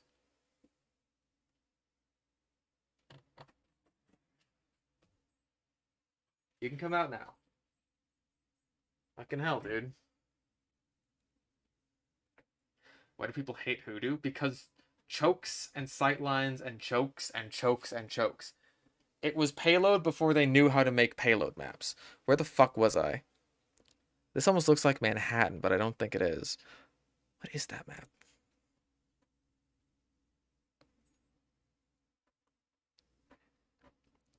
Like, I feel like I should know these offhand almost. And I also feel like I should make another tier for all the ones I'm not doing just so that they don't... Fuck you. Just so they don't clog this shit up anymore. Like Halloween, MVM, Halloween, Two Fort Invasion, fucking Manpower, Christmas, MVM, Halloween, Invasion.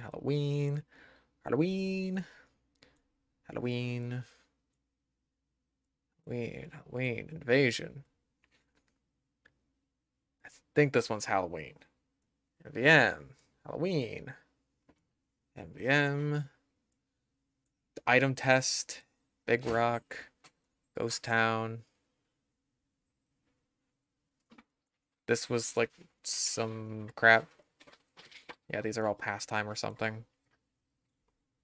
So, what are you doing? Just poking me? Okay. There's a lot in fuck you. Yeah, because I'm not doing with these. Mm. Half the maps look the same, so it's not your fault. Well, at least there's that. Yeah, what is this place? Is fuck you below F tier or is it F tier? It's just maps that I'm not judging because they don't really fit the criteria. Like what? I'm looking... Oh, Watergate. Oh, yeah, Watergate. I forgot that was even a map. I haven't really played this one. I'll just put it in C tier. Oh, thank you, Cobalt, for the $5.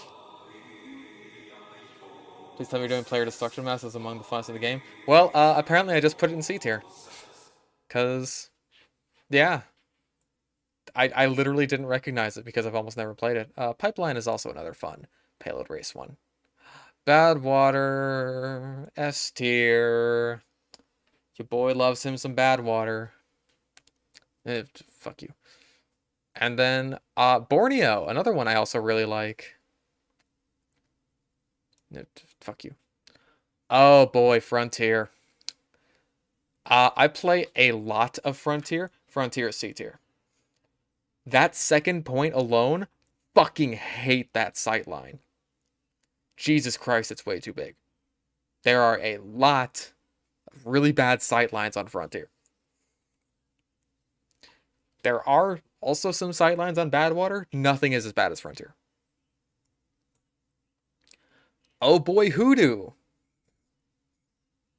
It's just like it's like a trinity of payload. You have one of the best payload maps in the game. You have a very popular payload map that's got a lot of problems, and then you got fucking Hoodoo.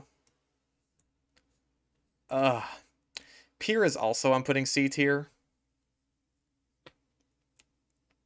Pier, I want to like Pier, I just kind of don't. I just don't. That's the High Tower reskin. Oh, Snowy Coast. I like Snowy Coast. Snowy Coast, I'm gonna put in A tier. I believe that is Swiftwater. I feel like Swiftwater is between A and B. Because it is really long. But that's kind of what I like about it. I'll put an A tier. Thunder Mountain. This one is really long, and I'm putting it in B tier because of that. I like Thunder Mountain. It is a lot of fun. But fuck, it is long, and that one sight line, like right here where you stand on this rock and you can snipe almost all the way to the second point, that's bullshit, and I hate that.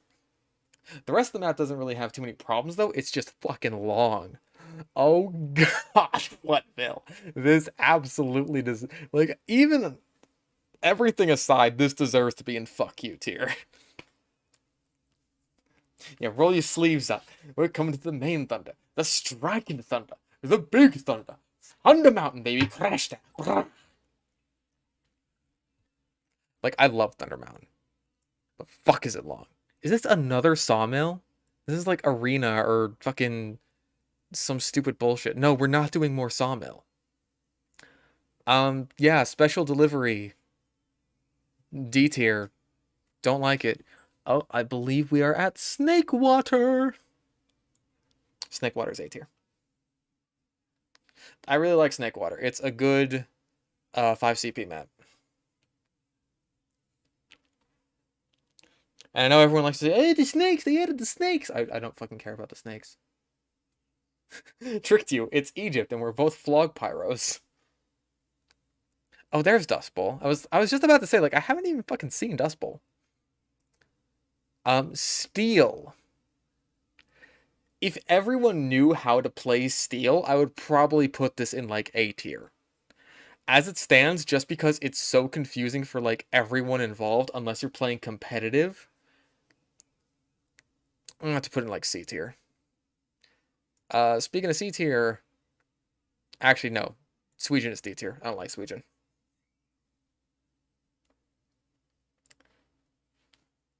I just don't. It's not spawn campy the way that Harvest and Koth are. It's kind of got a Brazil problem, except worse. Like a lot of fucking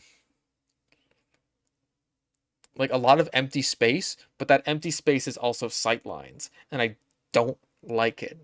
And like there's all the new assets and it can make your computer chug really bad. Don't like it. Do like Sunshine. Where did I put it? I just had Sunshine. Where did it go?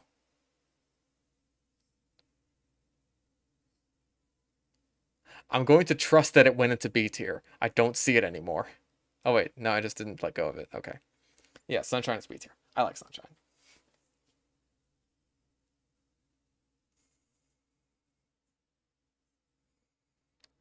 Dust Bowl. Iconic map. I think it's better than 2-4.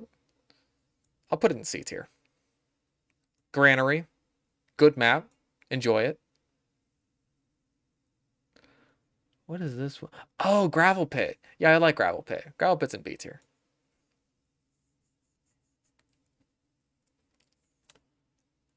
See, people are going to be saying like Dust Bowl is S tier or Dust Bowl is F tier. That's why I'm taking the middle road. I'm putting it in C. Like, again, it's long. It's like Thunder Mountain in that regard. What I like about Dust Bowl, it feels like a fucking accomplishment, no matter what side you're on. Oh, Hydro. D tier. Don't care. Is this another well? Are you fucking kidding me? I have like 3 wells. Is this another well? Dude, come on. Is it in like arena? Oh, that's right. There's arena well. There's fucking. It's got to be in like manpower too, right?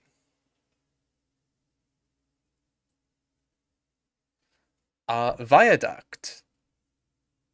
A map I rather like. Viaduct is very fun. Arena, I don't care. Merc Park. It's kind of Dust Bowl tier for me, where it's like it is an accomplishment to get through it. See, I feel like I have 2 wells already. I have CP well and I have fucking Capture the Flag well. Yeah, because there's 1 well. And I think I put the other well like above it. I think I did anyway. Well, okay. Let's just say this is 5 CP well. I'm putting it in B tier. That looks like Halloween. Yeah, that's the Koth Bagel one. I think the rest of these are Halloween. So yeah. That is the map tier list.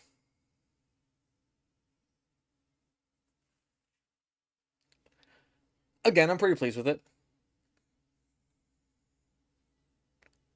Only 3 maps I consider S tier. I'm actually surprised by that.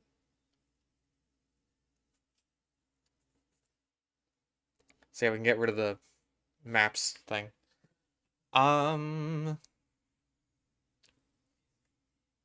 do weapons. I mean, we could do like all the weapons. I would have to like lightning round that shit.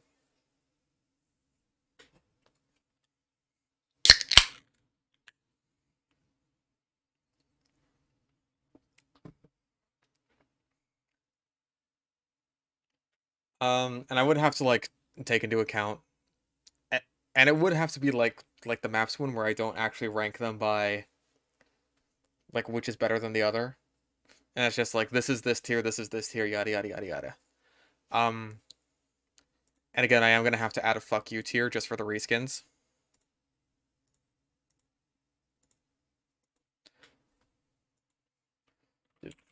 Fuck you. Oh, sorry about that. All right, let's do this then. Opening up that white monster pop-up boomer? No. It's Coca-Cola. Airstrike is really fun. I'm putting it in B tier. Like, I've been using a lot of the Airstrike lately. I really enjoy it. Booties. Hypo. See, it's really hard to rate the booties. Right? Because,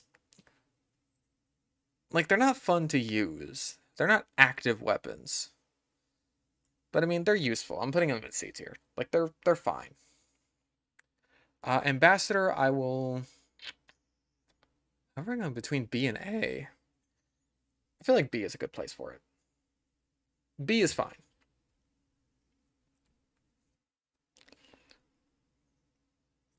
Booties are really good. See, like, maybe it's just my bias against playing full demo night. So, you know what? We'll bump them up to B tier. That's fine. A lot of B tiers. I'm also putting the Amputator there. Amputator can be really fun to use. Like, I can really enjoy the Amputator sometimes. I think it's totally viable. It's just that the Uber Saw is so much better in so many situations that it's like the Amputator can feel underwhelming. And I understand that, but also, like, I think the Amputator is totally viable. Atomizer, like, this is one of the best scout melees, let's be real. Like, there's pretty much no downside to using this thing, except, like, you are going to have to pull it out in order to get the full benefit from it. Speaking of one of the best melees, fucking Extinguisher. God, I love this thing. Um, it is, like, the Extinguisher is so fucking satisfying. It's so fun to use. I really love comboing with it. Like, combo Pyro is one of my favorite ways to play the class, and having the Extinguisher for that just makes it so much more fun. And it's really useful. It's a great finisher. I had someone like on Twitter be like, "Oh, fish stick on a stick thinks the Extinguisher is a great finisher," and it's just like, dude, have you actually used it? It's actually really good. Babyface Blaster. That's like, what did I rank it in? B tier. See, like it really depends on where the line is drawn here, because I feel like S tier for this is still like C tier. So I guess Babyface would be like D tier. I don't like putting it there, but that's where it is. Yeah, the Extinguisher is good again. It's been good for like 3 years now.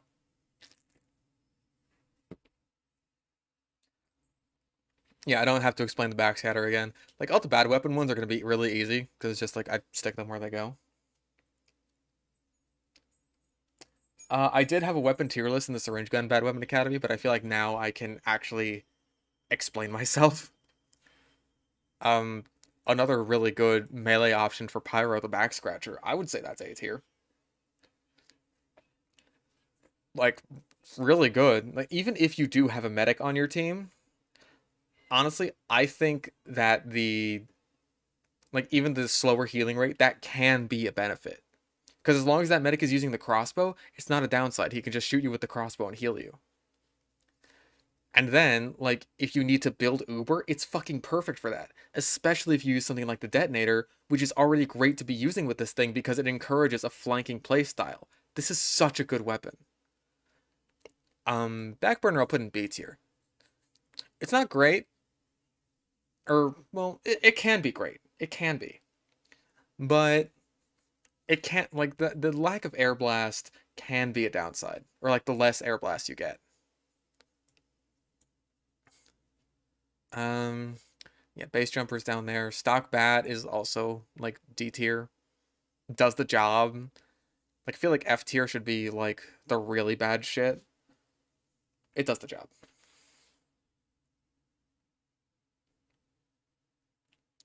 Battalion's backup. Really good. It can be kind of annoying to fight, honestly. Like, fuck. I was recording some gameplay footage, and there was a soldier using the battalion's backup. He comes around a corner with it. I have my Scottish resistance set up. One sticky did like 13 damage to the guy. Fuck. Like, once you get that shit, it is ridiculous how much it fucking blocks off. It didn't even tickle that guy. Bizarre Bargain, as I've explained, is the best sniper rifle. It's S tier. What? Okay. Like, F tier is going to be reserved for things that are like down in the D and F range here. Because this is just like a super, super condensed tier list. Like, once you actually factor in all the other weapons, then it gets a lot different, I suppose. Beggar's Bazooka. This weapon in the right hands is fucking horrifying. I have fought Blind Pyro. I hated every second of it.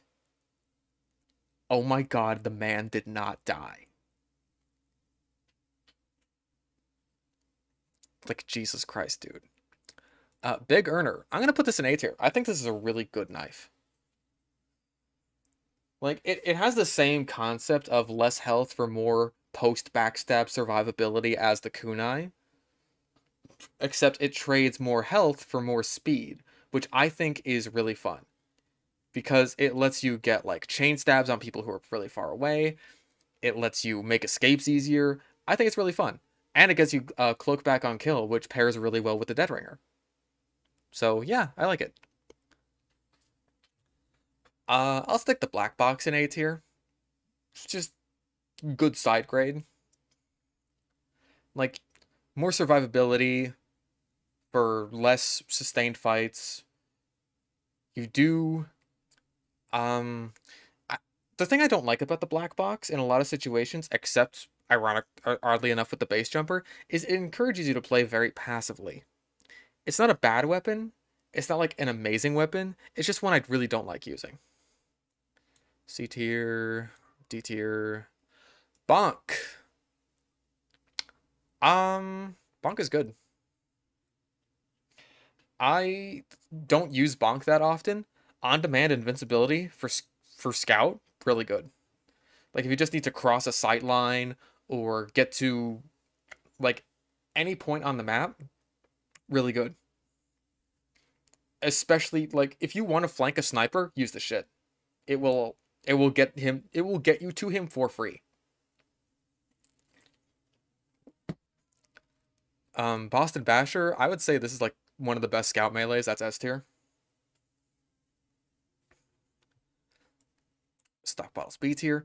Yeah, like the Boston Basher, like you can like if you hit your swings, straight upgrade.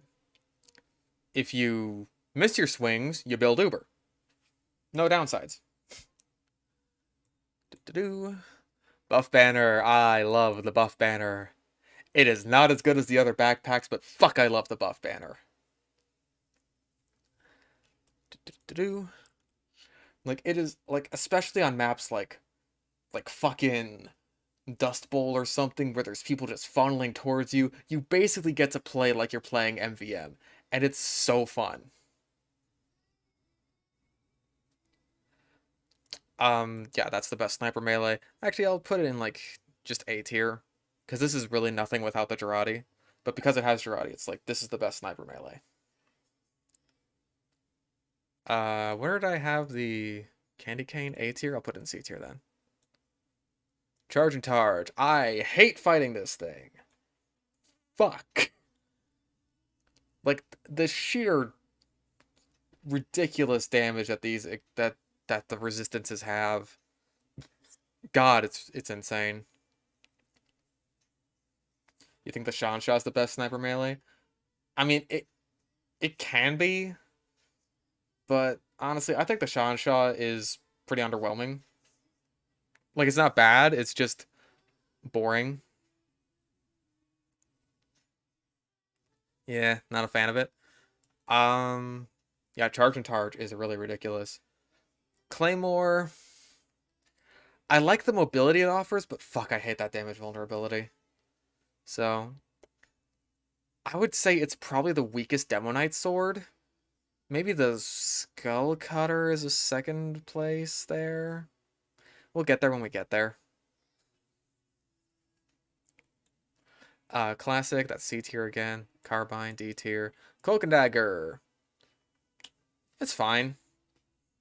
I feel like the Cloak and Dagger is another kind of boring one. Maybe it's just because it's boring to use. I'll put it in C tier. Conch. I don't like using or fighting this thing. But I mean, it's fine. I just, like, I don't even think the strange one is that expensive. I just don't have it. I don't like it. The best spy knife, without question. Kunai is S tier. Abso-fucking-lutely. Yeah, it's good for new spies, but like once you get past being a new spy, what is the benefit really? Like you're like once you get to the point where you're a good spy, you're moving around all over the place. Like you're basically a fucking phantom. With the cloak and dagger, it really encourages this passive spy playstyle that I'm just not a fan of.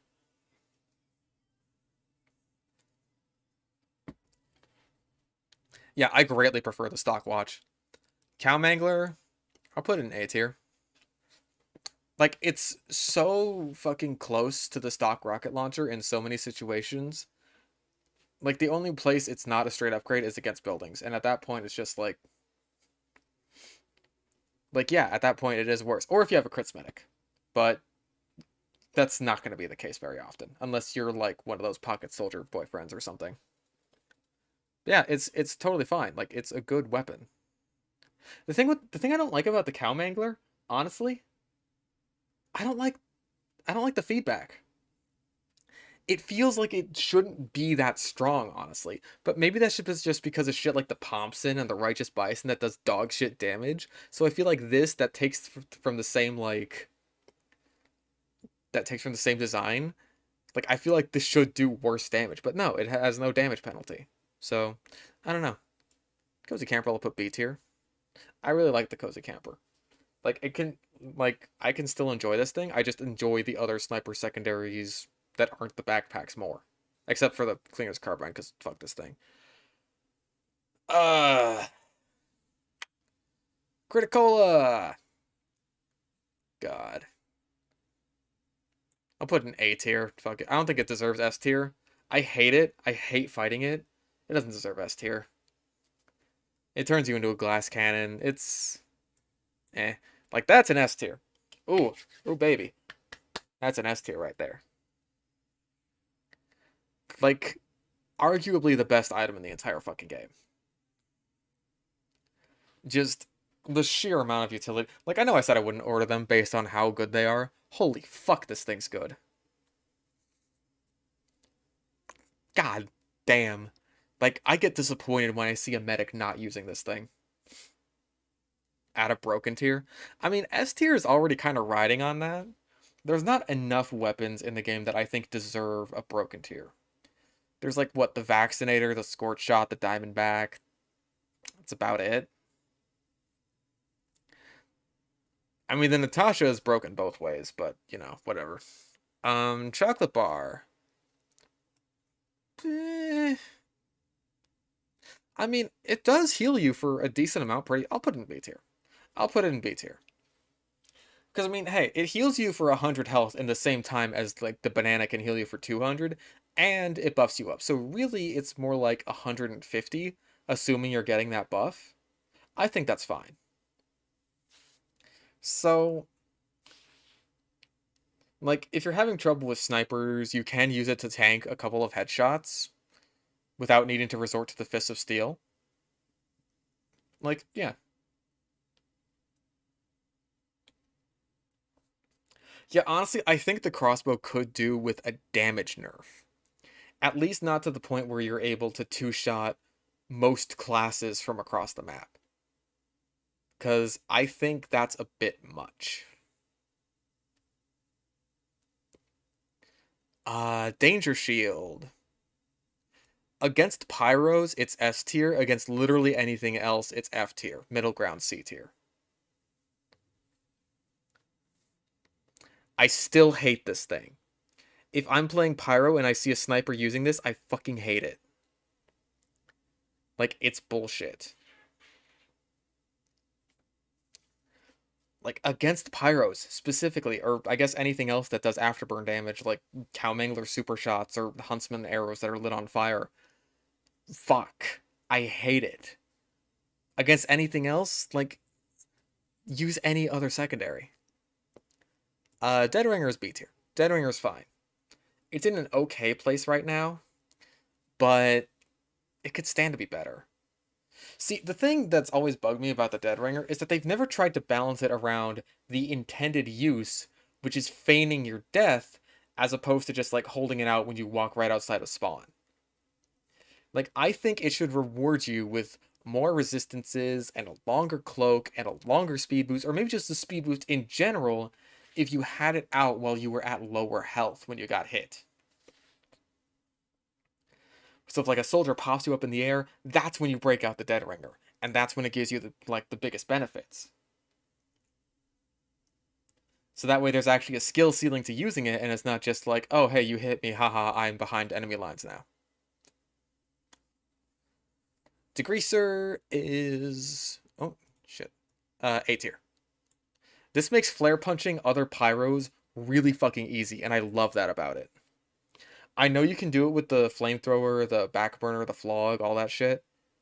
With the degreaser, it's so much fucking easier, and I love that. And I find that the afterburn penalty isn't that huge of one, because again, afterburn isn't that big a deal unless you can do it at any range for free and constantly keep reapplying it, which we'll get there. But yeah, if you hit them with a follow-up flare anyway, then that's just going to completely override it. So, hey, who the fuck cares?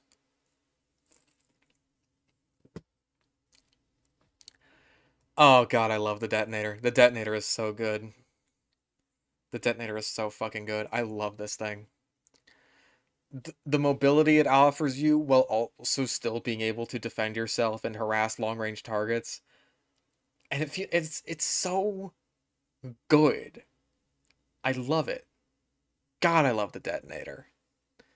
Like, ah, like it and the flare gun are just my absolute favorite pyro secondaries. I love them so much.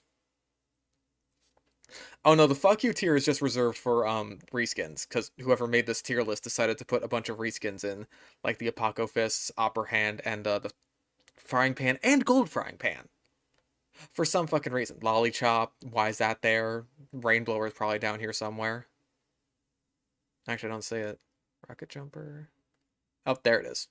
Yeah. Speaking of fuck you tier, Diamondback, I hate this thing.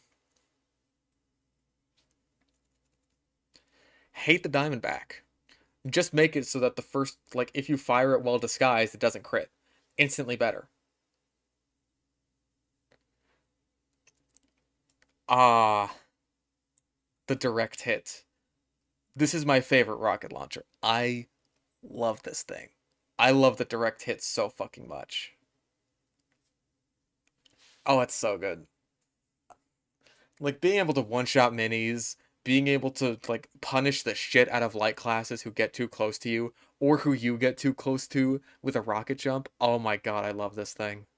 It is so fucking fun. It's so rewarding. And the air shots. Oh, brilliant. Whip is S tier. This is like the best soldier melee. Holy fuck, dude. This is so good. Like, you don't just make yourself faster without even needing to rocket jump at very little cost. You make, like, your teammates faster. At no cost to them. At only benefit to them. Fuck, this thing's good. I have a strange killstreak festive one for a reason. Because it's really, really fucking good. Speaking of really good, Dragon's Fury. Favorite fucking... Oh, man. Do I want to put this in A tier, though? Because it's got problems. It does have problems. I can't just put it in based on how much I like it. The slower air blast can really fuck you over. I can't just ride on the high of all these weapons that I love. I love the Dragon's Fury. It has problems. I love the Ambassador. It has problems. Like, I view it on the same level as the Ambassador. It's like, this is really fucking good and I love it a lot. But God. Like, the issues with those staircases and the projectiles colliding. And the fact that the DPS isn't all that different, from what I understand, to the flamethrower. Like, and the air blast things. I love using this thing. This is absolutely my favorite flamethrower to use. But it has problems, so I'm bumping it down to B tier. I don't like having to do that. Where'd I put the Enforcer? Like A tier? So yeah, that's like C tier. Enforcer isn't horrible. Oh god, I think I put the... Yeah, Equalizer at F tier, fuck it. Yeah, Equalizer I put at like the low end of D tier, so yeah, that's gonna be F tier overall. Escape Plan. Holy fuck, this thing's good. As SC said, it's 20% more damage. Really? That's still pretty good then. Okay. Didn't they fix the projectile? Only against grenades specifically. Not against syringes, which is like something that completely fucks it over.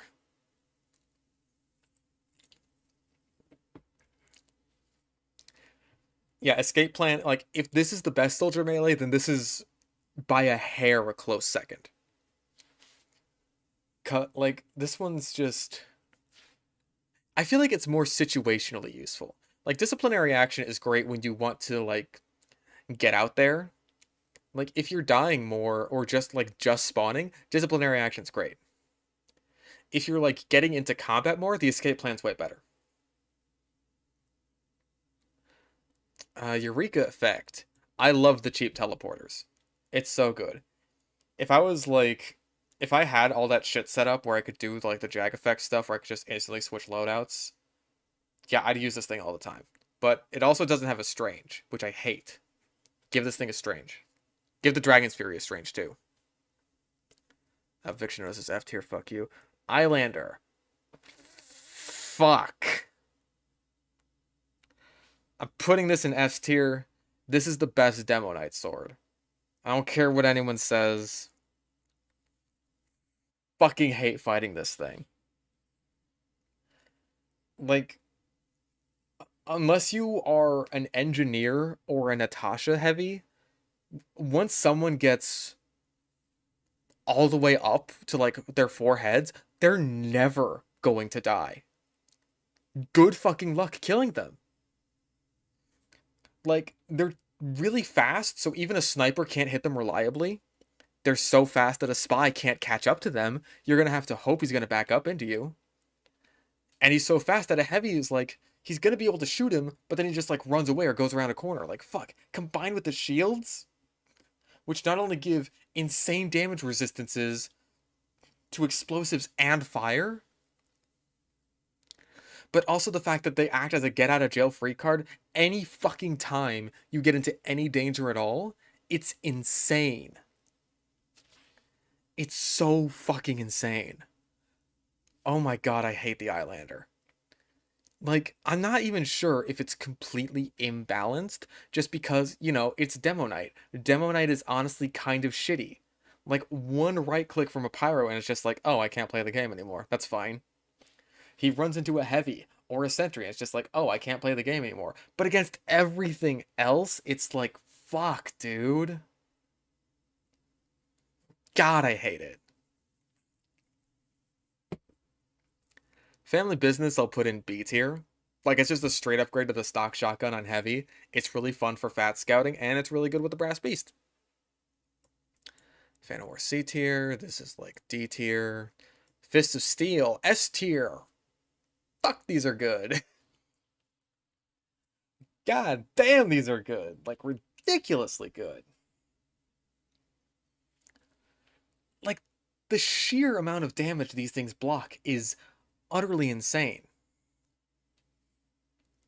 Like, if you have a problem with snipers as heavy, just use these.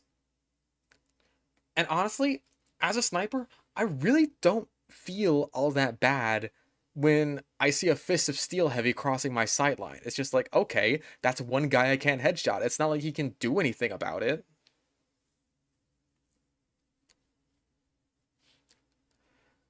Like, that's just as a sniper, though. As everything else, it's like, oh god, I'm gonna have to wail on this guy forever. Like, yeah, these are ridiculously good. I think if they just blocked bullet damage, that might be a lot better. Stock fists are like D tier. Flamethrower is A tier. Really good. You got all your air blasts. Got the same damage. Got the same afterburn. Like, yeah. Just a good option. And if you get good with it, then yeah, it's pretty much a straight upgrade to the Degreaser, because you can still flare punch other pyros with my baby the flare gun. But and you can also, like, do the same thing with the Extinguisher, and you have more air blast to use, and you have more fucking afterburn damage. Like, there is more of a skill ceiling with that, though, which is why I still really like the Degreaser. Guillotine. God damn. Love the guillotine. Love the flare gun. Like, we're at this point where there's so many weapons that I really like, and eventually we're gonna have to get down to the trash that I hate. Well, maybe not even the trash, but just, like, the bullshit that I hate. Because we've covered all the trash. We've covered my reasoning behind all the trash. Yeah, flare gun. God, I love the flare gun. Just like across the map, close range, no matter what, it's satisfying. It's like, fuck yeah, I hit that. I'm awesome. Guillotine, same thing. Fuck yeah, I hit that. I'm awesome. Love this thing. It feels so rewarding. Oh, it's so good. And it feels like such a nice side grade to the pistol. It's like, and it's so unique. I love it. Force of Nature, I will put in B tier. This is really fun to use, but like of the scatterguns that aren't like, Bad Weapon Academy tier, I'd say it's probably the weakest. Jesus fucking Christ. Because yeah, there is the issue where like you shoot someone with one Force of Nature shot, and then your second one is going to do a lot less damage because they're really far away now. Yeah, that's the Force of Nature. But you get the extra mobility. Your initial shots do more damage. You can knock people around into like hazards and off of cliffs and shit, and it's really fun. And I really enjoy it. Frontier Justice, I'll also put this in B tier. Oh, got it, don't know. Hey BBG, you like ratmangaming.com. I've never heard of this before. But thank you for the $5 reduce. Shit. Yeah, I've never heard of Ratman Gaming. I apologize greatly. Where the fuck was I? Frontier Justice, right. Frontier Justice is great when you have the crits. When you don't have the crits, it's a worse stock shotgun. See, if only landing the consecutive shot had the knockback effect, that would make it a lot worse for, like, knocking people into hazards, which I think is one of the most fun parts of it. Welcome back, Dryden. Gas Masters F tier. This, I would say, this is A tier. This is a really good heavy melee.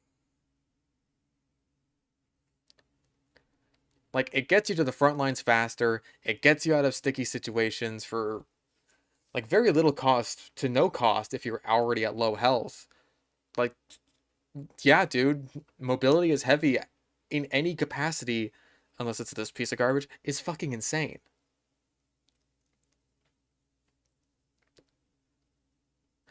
Zesty's take on this really confused me. Because, like, fuck, dude, these are good. Like, you can even use them to close the distance on enemies to, like, hit them with the gloves themselves. Because they don't have a damage penalty anymore. Like, they're still good. They're just not, like, objectively the best to use in pretty much any situation anymore like they used to be. The grenade launcher is good. I like the grenade launcher.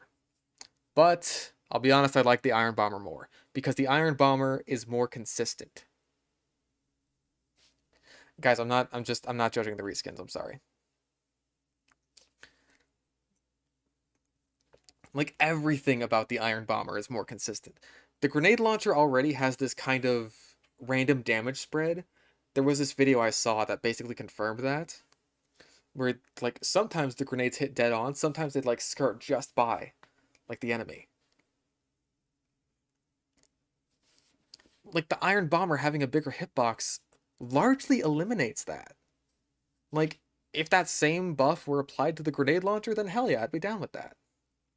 Yeah, and I prefer the rollers on the Iron Bomber. Like, we'll get there when we get to the Iron Bomber, though. The grenade launcher, though, as it stands, like, it's still good. You do have extra range.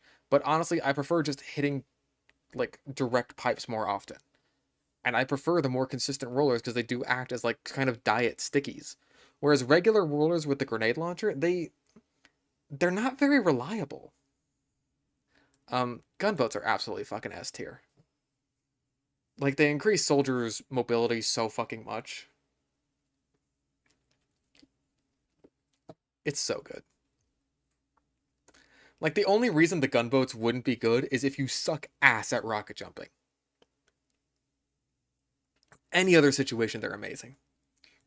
Gunslinger's A tier. I love the Gunslinger. The Gunslinger is really fucking good. Like, the great thing about the Gunslinger is, like, it opens up Engie for an offensive playstyle, and I love that about it. Like, you can play on payload offense as Engie now. You can play on 5CP as Engie now. It's so good. Like, the only time I find the Gunslinger really annoying is on King of the Hill. Because that's the only part where I feel like, okay, this is irritating. But in any other situation, it's just like, yeah, this is in a really good place. I really like the Gunslinger. It's a lot of fun. Battle Engie is most of how I play Engie. Katana is B tier. Sometimes the Katana can be really good. Other times it's just eh. I don't think it's a very good hybrid knight weapon, which means you are going to have to commit just because of the switching penalty.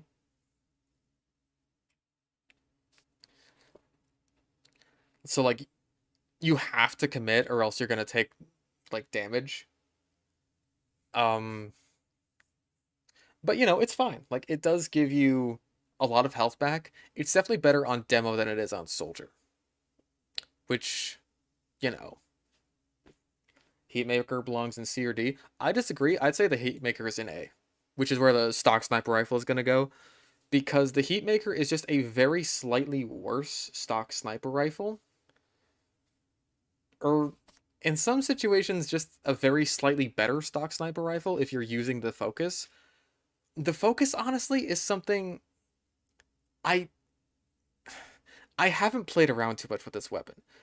But, like, every time I have, it's just like, this is the same as the stock sniper rifle, basically. And I like the stock sniper rifle, so who the fuck cares? It's an A tier. Same as the stock sniper rifle. Holiday Punch is A tier. These are really good. Like, as far as heavy melees go, something that can completely stuff anyone and then, like, kill them with a taunt kill, really good. It can stuff Ubers, which is ridiculous. It's really ridiculous. But I think, like, aside from the Uber thing, it's all really balanced out by the fact that you do have to be a heavy, you do have to get in there, and you do have to basically backstab them. Unless you want to rely on a random crit. If you have to rely on a random crit, that's fucking stupid. Homewrecker is A tier. The Homewrecker is also A tier. This is another one of the really good Pyro melees that is not the Power Jack. I still prefer using either of these, basically, to the Homewrecker. Oh, another dono. How much for ratgaming.com promo? What is this meme?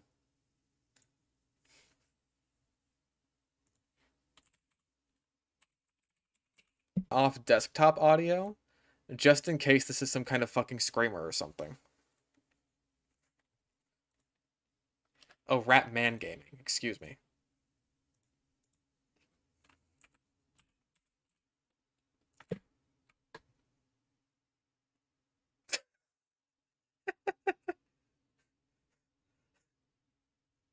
What the fuck? Hang on. Hang on. Hang on, excuse me. What the fuck is this? What is this garbage?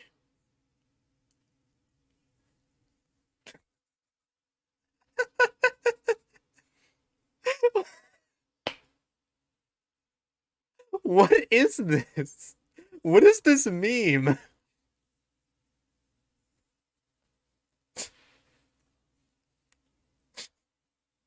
Well, there's your promo. There's your promo, Rat Man. I hope. Rats. We're rats. We're the rats. Okay, there's your promo. Let's go back to the tier list. Where the fuck was I? Homewrecker is really good. Um, Honestly, my problem with the Homewrecker is that it's honestly kind of a redundant weapon because Pyro is already so equipped at dealing with spies that it's just like this is rubbing salt in the wound. It's so mean. And there is also, of course, the utility against buildings, which if you Uber a Pyro into like a sentry nest or something, then it's just like bam, bam, done.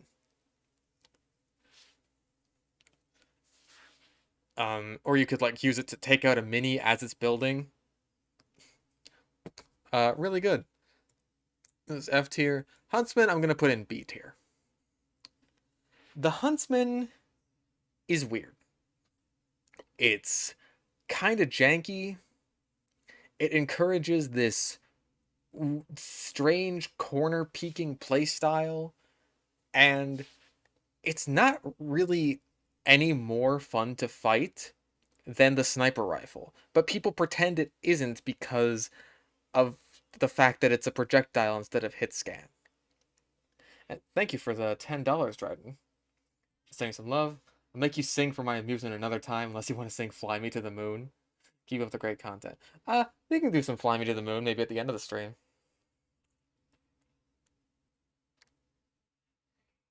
Yeah, and the hitbox on it, like both the hitbox for where you can hit the head, and also the hitbox for the arrow itself, pretty ridiculous.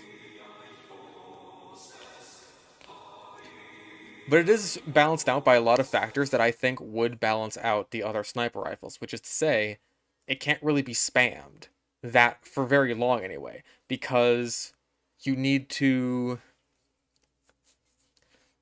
or you can't do it for very long because you only have 12 reserve arrows, which, you know, fits in with my suggestion for the sniper rifles, which is to lower their ammo count. And then it does actually have a hard reload. Like you'll notice this if you shoot the Huntsman and then like switch away to your SMG or something and then switch back, you do still have to load an arrow in.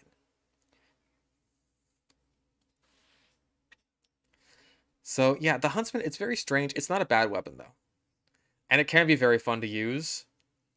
It's just that like I the Huntsman makes me feel like people who want snipers bullets to be projectiles are fucking insane. I think I said exactly this in the last stream. Like, which would you rather, like, what is more fun to fight? Like, a sniper where you can look across and see him, or a projectile flying at 3,000 hammer units a second to your head while the sniper has already dipped back around the corner? Like, it seems like a lateral move at best. Heater C tier. Inviswatch A tier, love this thing. Pretty much always use it on Spy. Like, it is my go-to unless I'm using the big earner.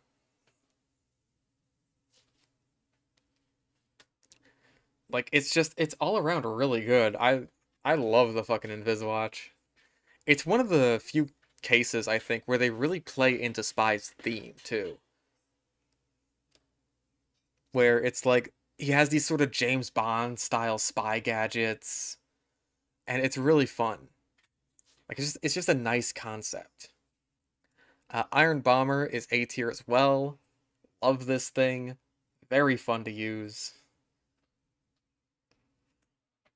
Like, I pretty much said everything I wanted to say when I was talking about the stock grenade launcher. But yeah, it's more consistent. I actually like the stationary rollers as opposed to the more unpredictable and yeah, stock rollers. The hitbox just makes it feel more consistent. Like I know that pretty much, objectively breaks it. It's just fun. Like it makes demo more consistent, more satisfying. It is at the cost of range because of the shorter explosions, but honestly, I would rather hit two close range projectiles like dead on than like have rollers that are really far away and like hit farther away targets. So I'm gonna say. Jag is S tier. This is the best wrench in the game, without question. Speaking of S tier, holy fuck, Girardi's good. It is like almost understated how good Girardi is. Like, okay, I don't have much to say about the Jag. It is the stock wrench, but better. Like, you get buildings up faster, and honestly, the downsides mean fuck all. Let's be real about that. This is the best wrench in the game. The only real downside is that it takes 3 hits to get rid of sappers. Girardi is one of the best items in the fucking game. It is insanely powerful for basically no downside. Like, I understand this makes Sniper a really good support class because it effectively forces a retreat. I think it's too strong. I think Girardi is way too strong. If it got the gas passer treatment where it's like you can't use it right away and you need to do damage to fill it up like faster, so much better. So much more balanced. And it would still probably be the best Sniper secondary. Just because being able to do like that much to that many people at once by throwing a jar is so game changing. Killing Gloves of Boxing, I'll put in. Actually, if I'm putting the Holiday Punch in A tier, I'll put the Killing Gloves in A tier.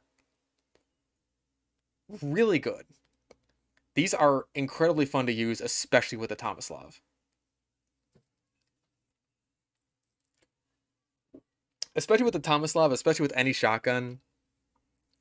Like, if you get that opportunity to get, like, a melee kill with these things, you become so terrifying for a few seconds. And the thing is, you're not giving up anything for it unless you're, you know, a fucking Fist of Steel heavy. Like, if you're just comparing it to the stock Fist, like, dude, straight fucking upgrade. Hell yeah. And they can still random crit, which is fucking stupid. Like, I think that's fucking retarded that these things can still random crit. You just get crits for crits.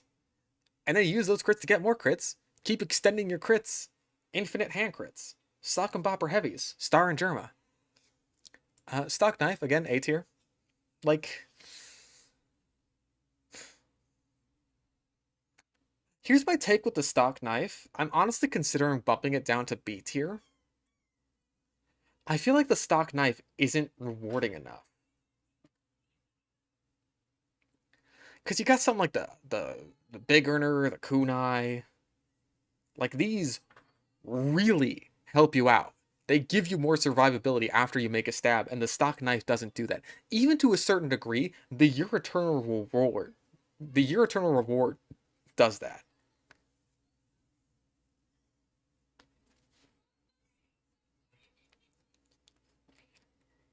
Like, I'll keep it in A tier, though. Because at the end of the day, it's a Stock Knife. It's not bad. Crits Krieg, I'll put in B tier. Crits Krieg is great on defense. Pretty much useless on offense. Yeah, that's about it. That's about it. Like, if you have your Crits Krieg shoved up your boyfriend's ass, it's fucking infuriating to fight. So, yeah. Kukri, same situation as the bottle. Like, it's... Actually, I'll put it in B tier. Or, no, A tier. Actually... Yeah, you know what? Fuck it. I'll put both these in A tier. Because I feel like these are really just good stock melee options. All 3 of these are, really.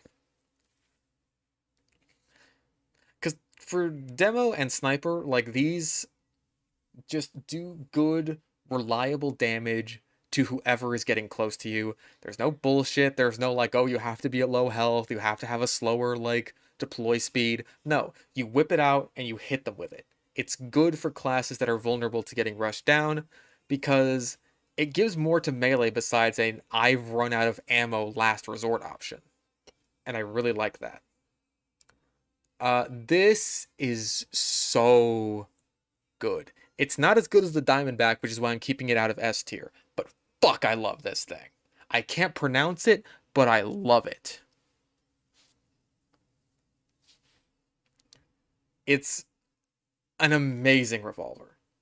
Except for the whole being a revolver thing. Like, at mid ranges especially, it's like you really start to feel that lower damage. Nobody launch a seat here. Like you really start to feel that lower damage. But even then, you're still getting cloak back on hit, which is amazing because it means you can get out of there quickly. I love it. Like, aside from the ambassador, this is one of my go-tos. It's just really good. Lock and load, I'm putting in B tier. Losing out on a grenade really sucks. Like, I feel like that's the thing I notice most when I'm using this thing. It's not like, oh, I don't have any rollers, or like, oh, this is going way faster. It's like I have one less pipe. And that's the thing that sticks with me. Like, it's not bad. By no means is the lock and load a bad weapon. But I feel like in a lot of situations, unless there's like a particularly annoying sentry nest, or unless I'm fighting a sniper or something, I would want to use one of these. Or hell, the fucking loose cannon. That's a loose cannon. Also B tier. It's so much fun. I love the loose cannon when I'm actually getting double docks. The skill ceiling on this thing is absurd. It is insanely high. Like, fuck, dude. Once you get there, though, terrifying. But it does come at the cost of range, more so than the Iron Bomber does. Like, it is so much more noticeable. See, I was under the impression that the accented E, or maybe it's like an apostrophe before the E, regardless, it made it sound like l'étranger. Not le, or like le, but like les. Like l'étranger. But yeah, the loose, like, because there is that learning curve, because you are very vulnerable to getting rushed down. Like, I do have to put the lock and load, or not the lock and load. Well, yes, the lock and load. The loose cannon in B tier.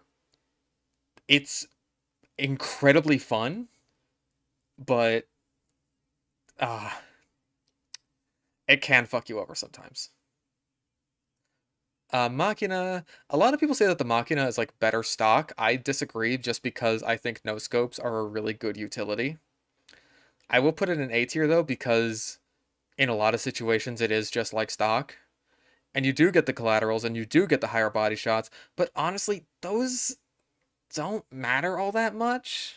The collaterals especially, like, for starters, I really don't like using this thing. I just don't, because it incentivizes two things I don't like about Sniper, which are hard scoping and body shots. And combining those two together, which I really don't like doing. So, like, but every time I have used it, like for videos and shit, it's just like, oh, this is just stock. Except when I miss and I'm fully charged, I do more damage. But people act like the two downsides to this weapon aren't downsides, and I'm going to be perfectly frank, they're wrong. The tracer rounds absolutely matter. If you're giving away your position as sniper for free, that matters. One of the best counters to a sniper is just knowing where he is. And lack of no scopes, when you're getting rushed down, that can sink you. Like I mentioned in the carbine video, if you like combo up a no scope with an SMG volley, that is such a good way to like save yourself potentially without needing to go for some incredible trick shot where you get a insanely close range quick scope. The tracer runs do not matter against a team that communicates. That is true. But at that point, like, a team is already communicating against the sniper, you're already at a disadvantage. For the same reasons that Girardi is an S tier, Mad Milk is also an S tier. Quick scoping is better than no scoping. If you have perfect aim, yes, definitely. If you have a shred of doubt in yourself, not at all. Like, it's the same thing. I think I actually talked about this. When did I talk about this? I know I was talking about Sniper. Because, like, going for something like an SMG volley or your melee is going to be a lot easier than going for a quickscope. But the downside is they do a lot less damage.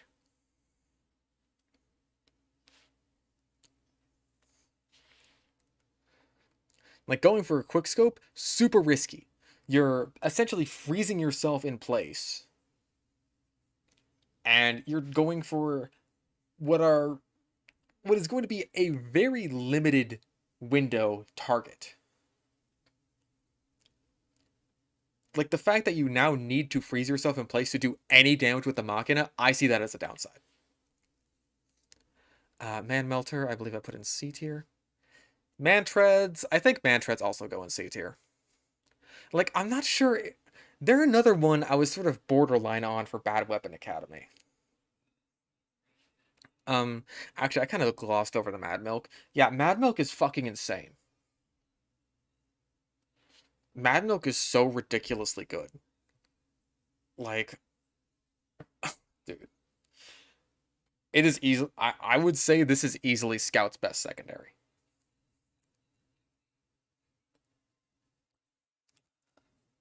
Like, the fact that you can just... It kind of eliminates one of Scout's downsides, if you think about it.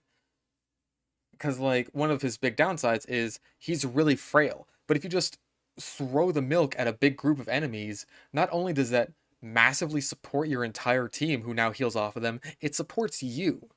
It makes you able to heal off any damage you take and make yourself effectively way more tanky. It's ridiculous. Is it better than Girardi? I'm not sure about that. I feel like they're both in the same tier. Why is my phone not charging?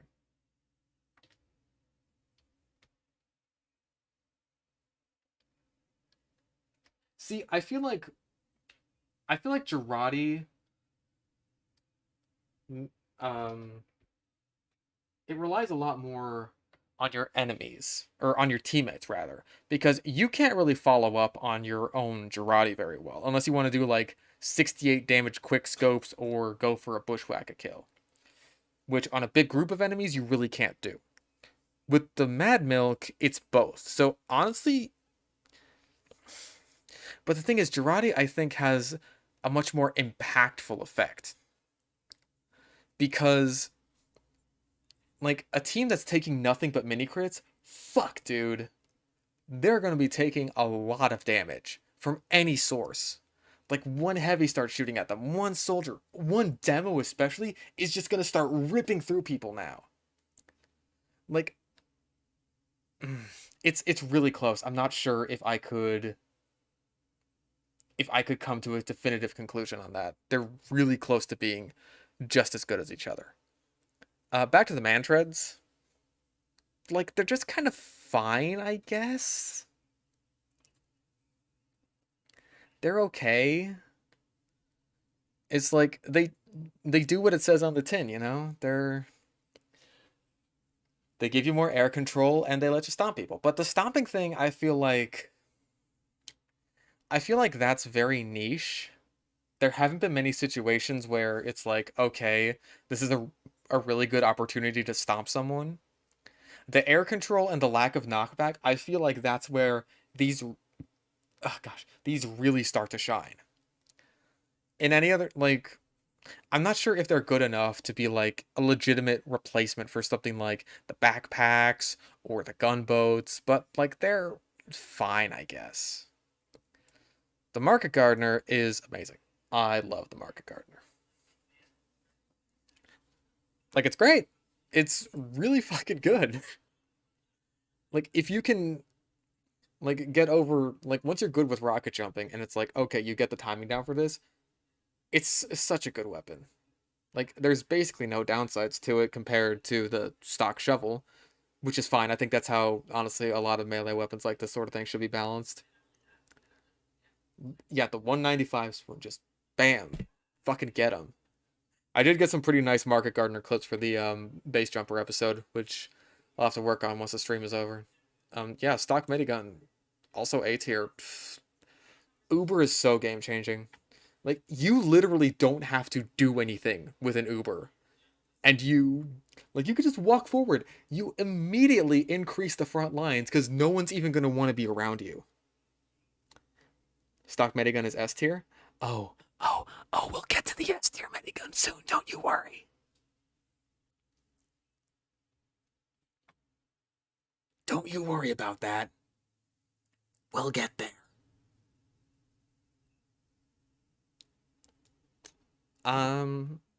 Yeah, really good.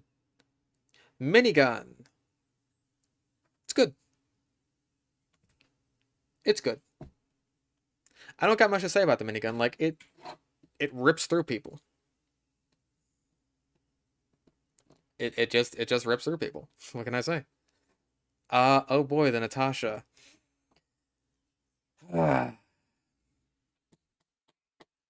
Where to put this thing?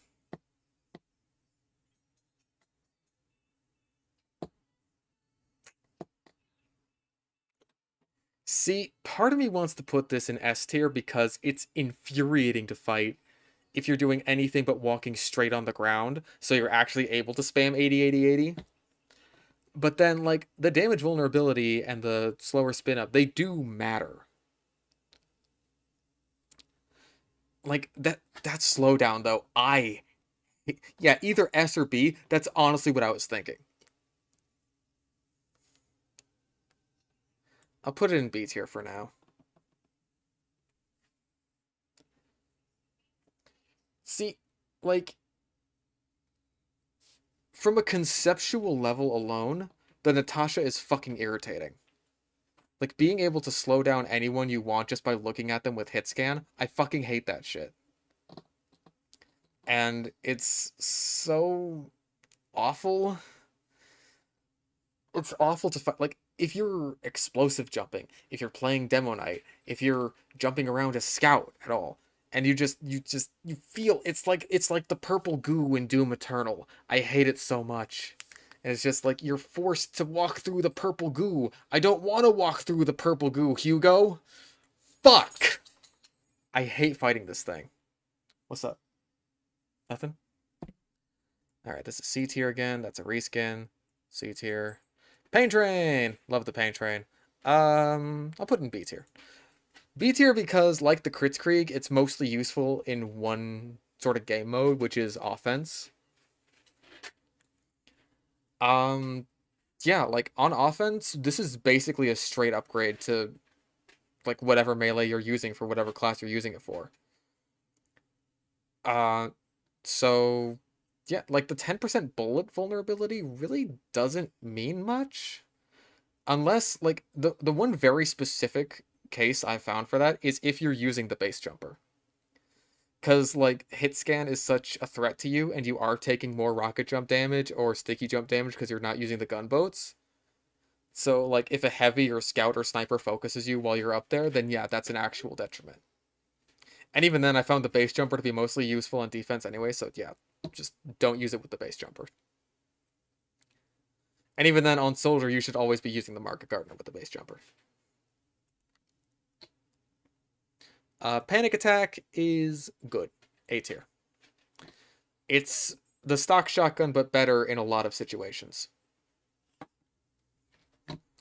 The only class I would say it isn't really good for is heavy. But that's because he really isn't using his shotguns much to begin with, unless he's using the Brass Beast. So, and even then, like, you're using it more at, like, mid to long range rather than close range, I think. So you'd be better off just using the family business. But other than that, it's really good. Like, I was using it in, I think the last stream as engineer, and I was having a lot of fun with it. Persian Persuader. Fuck, you can charge a lot with this thing. I actually really like this thing. It's a lot of fun. I've been thinking of getting a strange one. Like, you can just charge so often. Like, charging is one of the strongest aspects of Demo Night. Oh, I'm gonna don't know.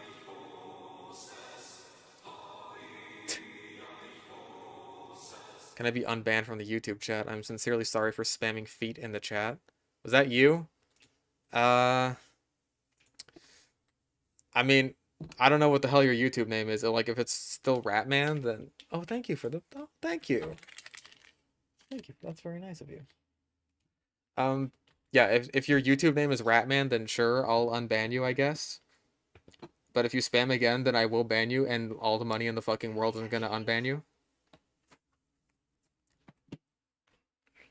But yeah, I'll probably do that after the stream is over. Just so I don't, like, do all this shit. Yeah, Persian Persuader, I will say, is A tier. Like, this is a really good Demo Knight sword.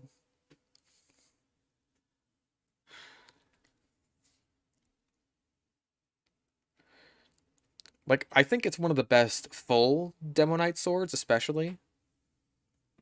Where, like, with the katana, it can feel a little underwhelming, because, like... I just feel like it's better than the katana, honestly. It's a lot of fun.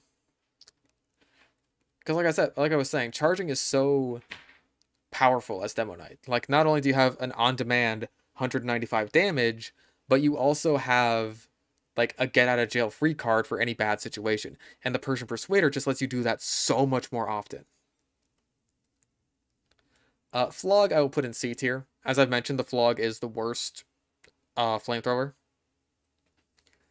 It's not very good unless you're using the Scorch Shot, unless you're being pocketed. In those situations, it's fucking broken. But it's a middle ground, so C tier. Pistol! The stock pistol's really good. This is just a really fucking good weapon. Like, it's a really good example of a secondary. Like, you run out of your scattergun shots, you run out of your shotgun shots as engineer, and you have your pistol still. I love the pistol. It is a great secondary weapon. Thompson's F tier, fuck you. The Power Jack, S tier. This is the best pyro melee, without question. Like, it's not even remotely a contest. Not a single fucking pyro on the world, on the entire planet, is going to disagree with that. The Power Jack is absolutely the best. It is like the old gloves of running urgently for heavy, but even better. It's so good. The only downside to the Power Jack is that if you have it out while you're in a sniper sightline, they can one-shot you. Which, I'll be honest, as a sniper main, I really enjoy doing.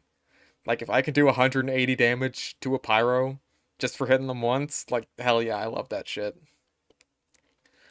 Pocket pistol. Wow, another S tier. Jesus. Yeah, this is just better than the pistol. Like, fuck, dude. It's just better.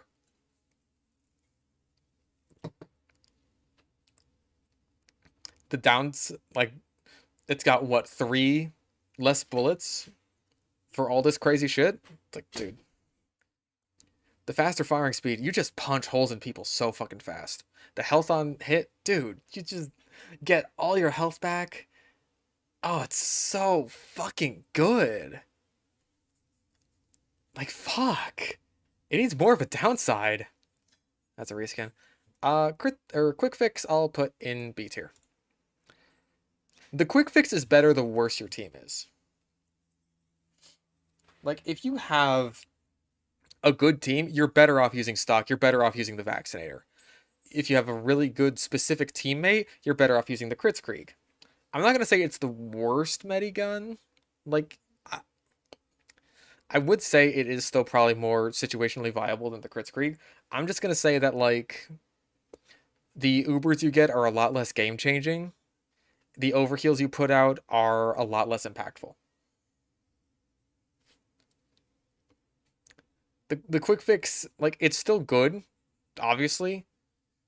You can get people out into the fight a lot more often, but what like it the fact that it's better the worse your team is in casual anyway is it's something of a downside to it, honestly.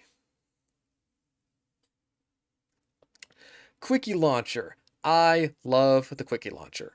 I'll put it in B tier. I love this thing. This thing is so fucking fun.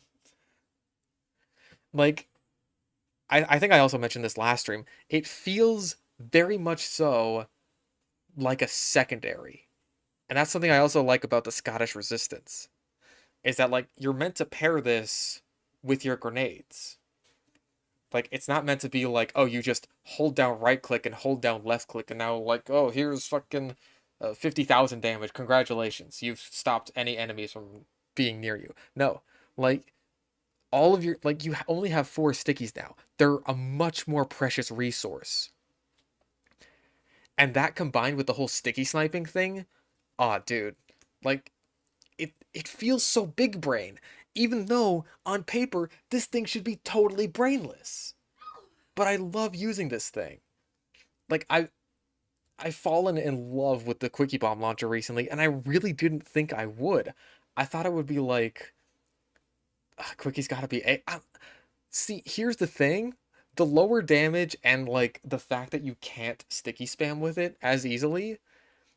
I think that is a legitimate enough downside to put it in B tier. Ah, fuck it. I'm putting it in A tier. I love this thing. It's so fun to use. The sticky sniping, like just charging up a shot. Like there's a clip I got where like I sticky jump over to this sniper and I just charge up a shot, put it right at his feet, and just blow him up in one fucking sticky. It's so fun. It's so good to use.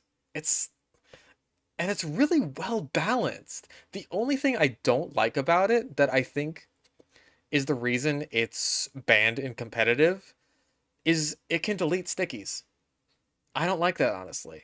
I think that's too easy for something that like with the Scottish Resistance, that's an act like you have to wait like 0.8 seconds if you want to delete that sticky. You going? See ya. Like with the quickie launcher, you wait like 0.2 seconds. That's not as much of a downside. Eating popcorn intensifies. Thank you, Desterus. Um, yeah, I fucking love the quickie launcher, dude. It's so fun. Rainblower, the reskin. Razorback. Again, C tier. Same reason as the Danger Shield.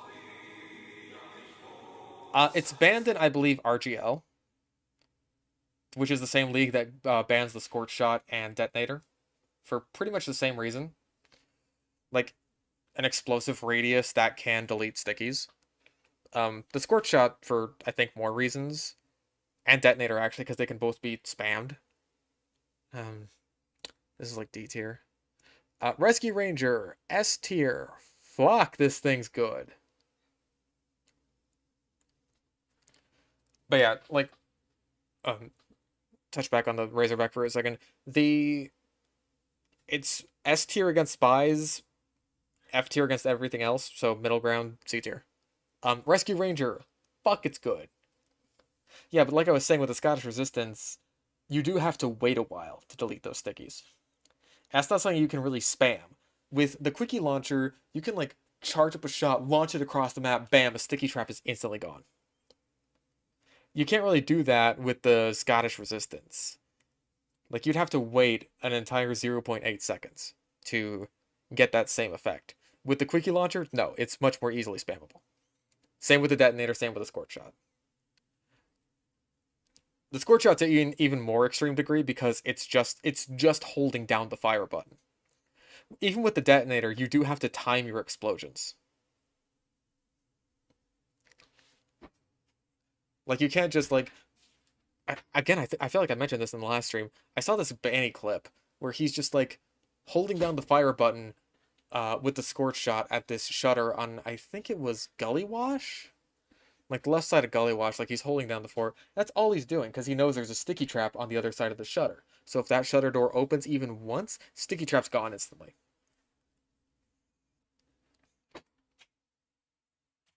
Where the fuck was I? Rescue Ranger. Really fucking good. Like insanely good. Even after the nerf, this is still like easily the one of the best defensive engineer weapons, second only to the Wrangler. It's insane. And even as a defensive tool, like if someone gets too close to you, it's so much better than the Thompson. It's not even funny. Reserve shooter, I will put in A tier.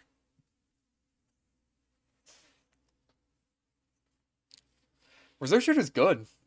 Like, especially the fact that you can punish other people for rocket jumping. It's not just like you hit them with your own rocket and then punish them or then combo them, really. Like, no, if someone else rocket jumps, then they're instantly going to take many crits.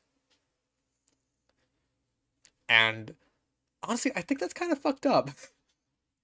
Like, it used to be bullshit because I think it would just mini crit people in mid-air. Like, not even just like people launched by explosives or in pre-jungle inferno air blast. Like, if someone jumped, fuck, it was ridiculous. Yeah, on Pyro it is a lot weaker, but even then, not worthless because it does still have that faster switch speed. Which, if you don't like the spread of the panic attack, is still pretty good. Stock Revival I will put in A tier. I think it is more consistent than the Ambassador, which is why I'm putting it above the Ambassador. I like the Ambassador a lot better. The Ambassador can do a lot of things that the Stock Revolver can't, but the Stock Revolver is very consistent and very good. Yeah, that's that. Righteous Bison F tier. Rocket Jumper is C tier.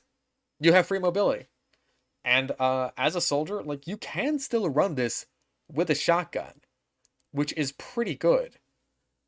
You can obviously go with the Market Gardener, and a really good Trollger is terrifying.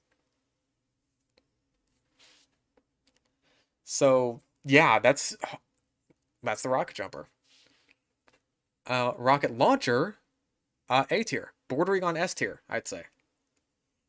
Like, I don't think there's any question. This is the best rocket launcher to use in like any situation.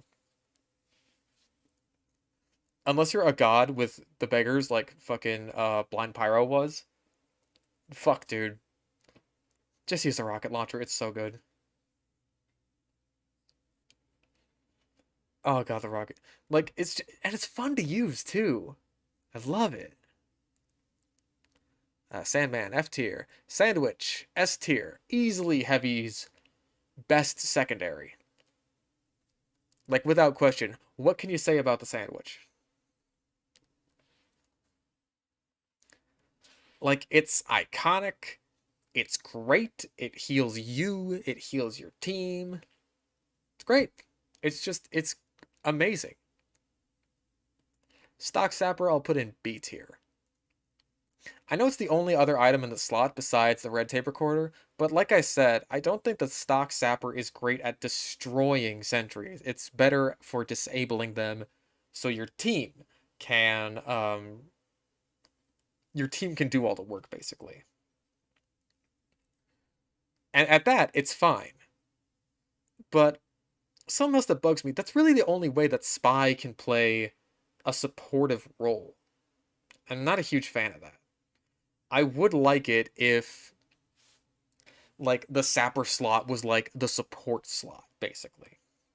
And not just, like, the fucks over engineer specifically slot. Scattergun, A tier, easily. Like, again, just really good. Such massive damage you can put out. Oh, it's great to use. It's fun to use. I love it. Do I need to explain myself? Do I need to explain myself? I seem to irritate people when I explain myself, so let's just move on. But you know, just one thing about the score shot that I'd like to. I'm fucking with you. Skull Cutter. I think it's B tier. It's fine.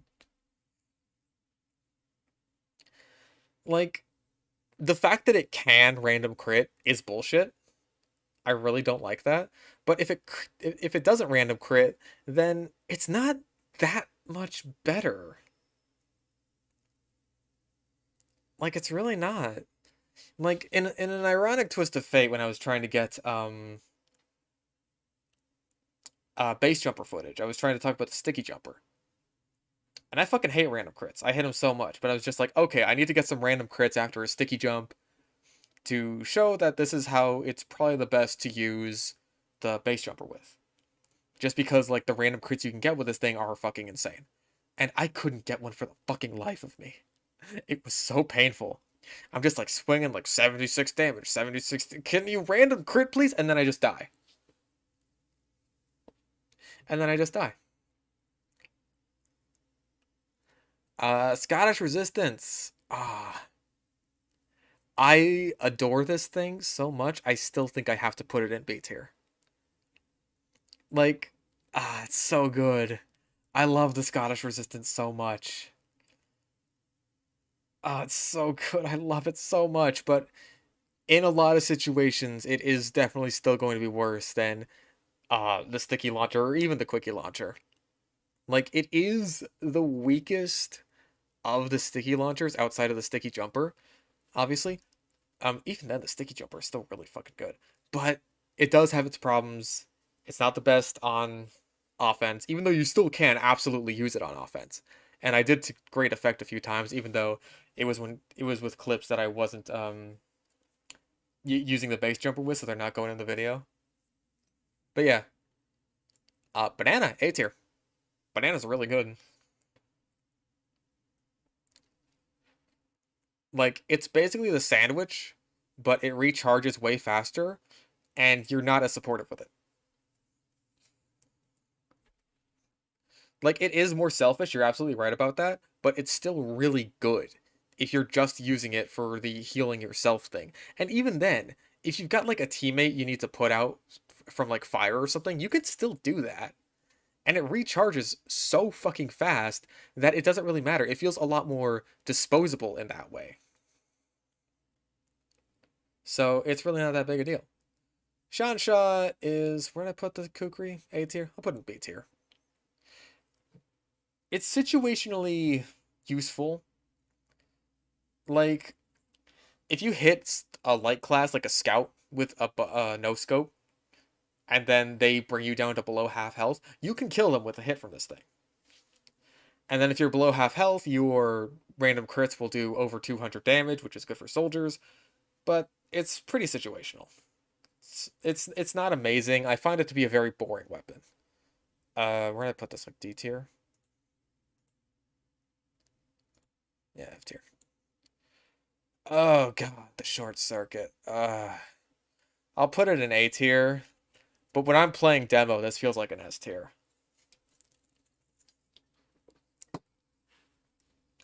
The short circuit is selectively infuriating to fight. Every time I'm playing demo, especially on like payload defense, and I see an engineer on the payload cart spamming this thing, I think, oh my god, I just need to fucking leave the server. There is no point in me staying here. And like, even in more defensive situations, it's still irritating. Because an engineer can just like stand on a dispenser or be near an ammo pack or something, anything, and just keep spamming these. And like, as long as he has his teammates around him, which he should as an engineer, as long as he has a sentry near him, like, he can just keep spamming. And like, eventually you're gonna have to be pushed back. There was this fucking like short circuit engineer on Barn Blitz that I was fighting against. I had the lock and load. I was a demo. I couldn't defeat his fucking sentry because he had it in like this completely irritating spot. It was like on top of the stairs in like the house near Barnblitz last. So I had to be in a very vulnerable position in order to get myself to have a line of sight on his sentry gun. And it was just so horrible to fight. Like every time I got back to it, he just had another short circuit orb ready, and I couldn't fucking kill the sentry. Oh, I hate fighting this thing as demo. Like, as pretty much any hit scan class, I mean, Sniper is like the main exception there because the ball is so big and opaque that it can really be hard to see their heads. Which, like, hey, all you entries out there, that's a good tip for countering a sniper. If you want to like cross a sight line, shoot a short or circuit orb in his general direction, he will probably not be able to see you. Um, but yeah, like as any hit scan class, like who the fuck cares? As soldier and demo, or just anyone using projectiles, fuck, it's irritating and I hate it. Shortstop is C tier, shotgun is A tier. Yeah, I don't need to explain myself. It's the shotgun. Oh, it's still more balanced than the Wrangler? Absolutely. Because the short circuit only fucks over projectile classes. The Wrangler fucks over everyone. But yeah, the stock shotgun is just good in any situation on pretty much any of the classes that can equip it except for heavy. And even then, it's still good on heavy if you're running the Brass Beast. It's just that the family business would be better. Stock shovel's like D tier. Sniper rifle is A tier. Just really good. Again, just really fucking good. Like, obviously, everyone knows how good it is now. Apparently, it's just been slept on for the past, like, 13 years until all the bots came out. And it's just like, wait a minute, Sniper does damage if you hit people in the head? This does not compute with me. But yeah, stock sniper rifle, like, compared to a lot of the other sniper rifles, it's just like, I like it. It's good. It doesn't have less body shot damage. It doesn't have no scope. It's just like nice, clean, consistent damage. Soda Popper is S tier. This is arguably the best scattergun. It has the highest potential DPS, and the multiple jumps you can get with it, fucking insane. Especially if you combo it with the winger, dude. Dude. It is fucking utterly insane. You God. Like, I can't overemphasize how good the extra jumps are, how unhittable it fucking makes you. Like, having a single extra jump compared to all the other classes is already huge as Scout. Adding like 6 more on top of that, fucking broken. Like, Jesus Christ, it's insane. I'm gonna put the Solemn Vow in B tier. It's actually not bad. Like, when I was doing the syringe gun episode, I was shocked by how many situations it was like, oh hey, this guy's at kind of low health. I could just like kind of pepper him down and he's dead. Like, obviously it's better if you're in more communication with your team or in like a call with someone. Um, but yeah, honest, like even like someone across the map, like if you have the crossbow, fuck, dude. It's actually not bad. And yeah, it is a straight upgrade to the bone saw, but then so is pretty much everything else. Southern Hospitality is, I guess it's A tier, huh? This is the most, I guess, A tier. Like, yeah, it's like on a server with no random crits, it's fine. Like, it's better than the fucking stock wrench, basically, unless you get hit by a random scorch shot flare or something. Because then that's gonna drain your health way fucking faster. On a server without random crits, I'd say it's like B tier. Maybe I do bump it down to B tier for that. It's a very I guess weapon.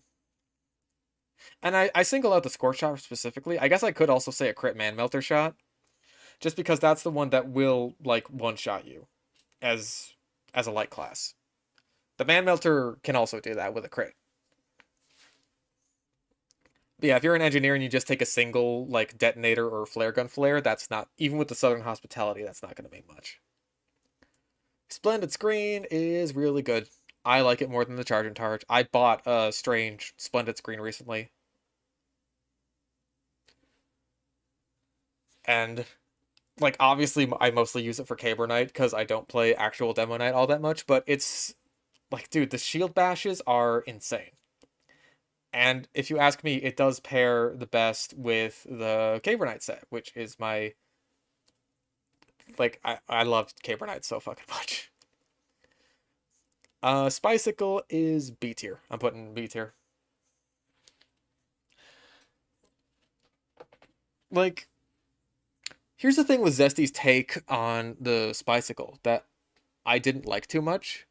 He acted like the fact that you take, like, you lose your knife if you get randomly sprayed by a puff of fire is worse than dying. Because that's pretty much exactly what's going to happen if you are on fire as a spy. Like, the fact that it gives you so much more leniency to escape if you get caught on fire, because now you don't get afterburned, you don't take much fire damage, that's pretty huge. Like, obviously, yes, you still will get less backstabs as a result of this, because of that. But, you know, it's not bad. And, you know, you're not left defenseless. You do still have your gun. You can just shoot down the pyro or whoever you were about to backstab, potentially. Like, really, it's not that bad. Sticky Jumper, hot take, it's going in B tier. Holy fuck, this thing is irritating to fight. A demo who can aim his pipes and move around the entire map for free is irritating. I hate it so much. And like they'll always go like straight to spawn to take out your teleporter. Like I always see this on Badwater especially. It's actually viable. It's infuriating, but it's viable. Sticky Launcher, I'm gonna put in S tier. Is this the only stock weapon in S tier? I think it is. Yeah, the Sticky Launcher is one of the strongest fucking weapons in the game. I'm not going to say that it needs a nerf, because I'm not going to say that, like, all of these weapons need nerfs. Like, not the gunboats, not the Jag, this, I guess. This. Yeah, so it doesn't, like, need a nerf, but it is insanely powerful. It is one of the strongest weapons in the game, arguably the strongest stock weapon next to the stock medigun. And honestly, I could bump up the stock medigun to S tier. I just kind of don't feel like it right now. Because it's been sitting in A tier for a while, and I'm like, you know what? I'm okay with this. But yeah, the sticky launcher is insane.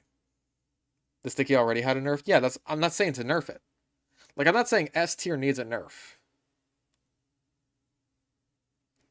I'm just saying, like, S tier is the best.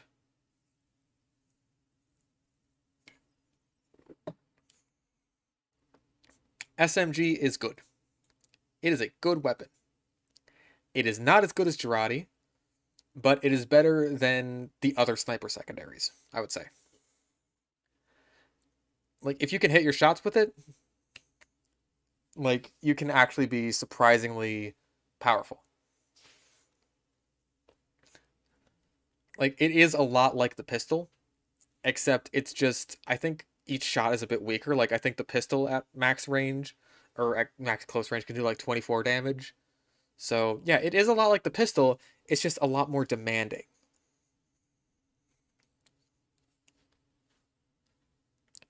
Because, like, with the pistol, you only have to hit 12 shots. With the SMG, you have to hit 25 for, like, the same amount of damage, if I'm not mistaken. But, you know, if you can hit those shots, if you can track people with it, it's really good, especially as Sniper, who is more vulnerable to getting rushed down. Like, Sniper's whole stock kit is just really good. It's what I always like to use. I think Sun on a Stick was, like, D tier or something. City Sleeper was, like, C. This is like D tier. Thermal Thruster. This is a weird one for me. I don't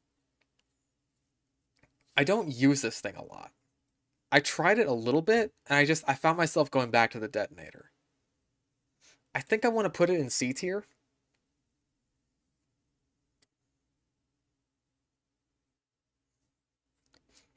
Bicycle being worse than dead refers more to the fact that you're put on Sapper automatically, and now you're exposed in the middle of the enemy team. See, if you got the backstab anyway, that still exposes you. You know what I mean? And now you're like out of disguise. With the Spycicle, you're still in your disguise. And you don't take Afterburn, which means you can just instantly cloak and get the hell out of there. Like, would you rather be dead or temporarily not able to use your knife but still alive to fight another day? Like, that's my take on the Spycicle. I think this was like D tier. Tide Turner is really good for Hybrid Knight. So yeah, I'm putting it in B tier. It's very fun to use. It does have the worst resistances, which I think is perfectly balanced for just the sheer amount of mobility it offers you. I'm putting Tomislav in A tier with the minigun. I don't fucking get the minigun versus Tomislav like war. I don't. I thought it was kind of like a meme because these weapons are so fucking similar that it honestly just doesn't matter to me. Like, who cares? It really comes down to preference. I will say, one thing I actually don't like about the Tomislav is the silent spin-up. That has caught me off guard so many fucking times. Like, Heavy becoming an ambush class is really crazy. Where I'm walking around a corner, and it's like, oh shit, I'm taking damage. I look to my left, there's a fucking Heavy already unloading bullets into me. I'm already at half health. There's nothing I can do about that now. Yeah, exactly. It's great for jump scares. With the minigun, that doesn't really happen. Like, it can happen, but if it does, that's my fault. Trailman Shiv is F tier. Uber Saw, S tier. This is the best medic melee. It may as well be stock for all the fucking difference it makes. Like, do I need to explain why this is so good? It is the best. Caber is like, what I put, D tier, probably? Oh, boy. Oh, the Vaccinator. Oh, I hate this fucking thing. I hate this fucking thing so much. There are days when I hate the Vaccinator more than the Scorch Shot, and I want that to sink in with you guys. I hate the Vaccinator more than the Scorch Shot on certain days. This is one of the most painful weapons to fight in the entire game. I hate this thing. It's not just against like 1v1s. That is a huge part of it. Like, here's the thing. You get to increase not only the survivability of your patient, which is already huge as a medic. You get to increase your own survivability. Basically for free. If you heal people, if you have one of your 4 fucking bubbles ready, then you can just, like, save yourself. At very little cost. It massively increases a medic's survivability, which is insane because a medic needs, like, if a medic has too much survivability, then he's just never going to die, and he's always going to be pumping out heals. And if he's always pumping out heals, he's always going to be having Ubers, and it just keeps going, and it just keeps going. And one of the parts of this gun that I hate the absolute fucking most, you can cap while you're Ubered. You and your patient can cap while Ubered. So you could just like fucking waltz onto a point with utter impunity, not have to actually fight anyone, and just like, I'm on the point now, and then you win instantly. Yeah, you make the strongest class in the game even stronger and more unkillable. It's just detestable to fight.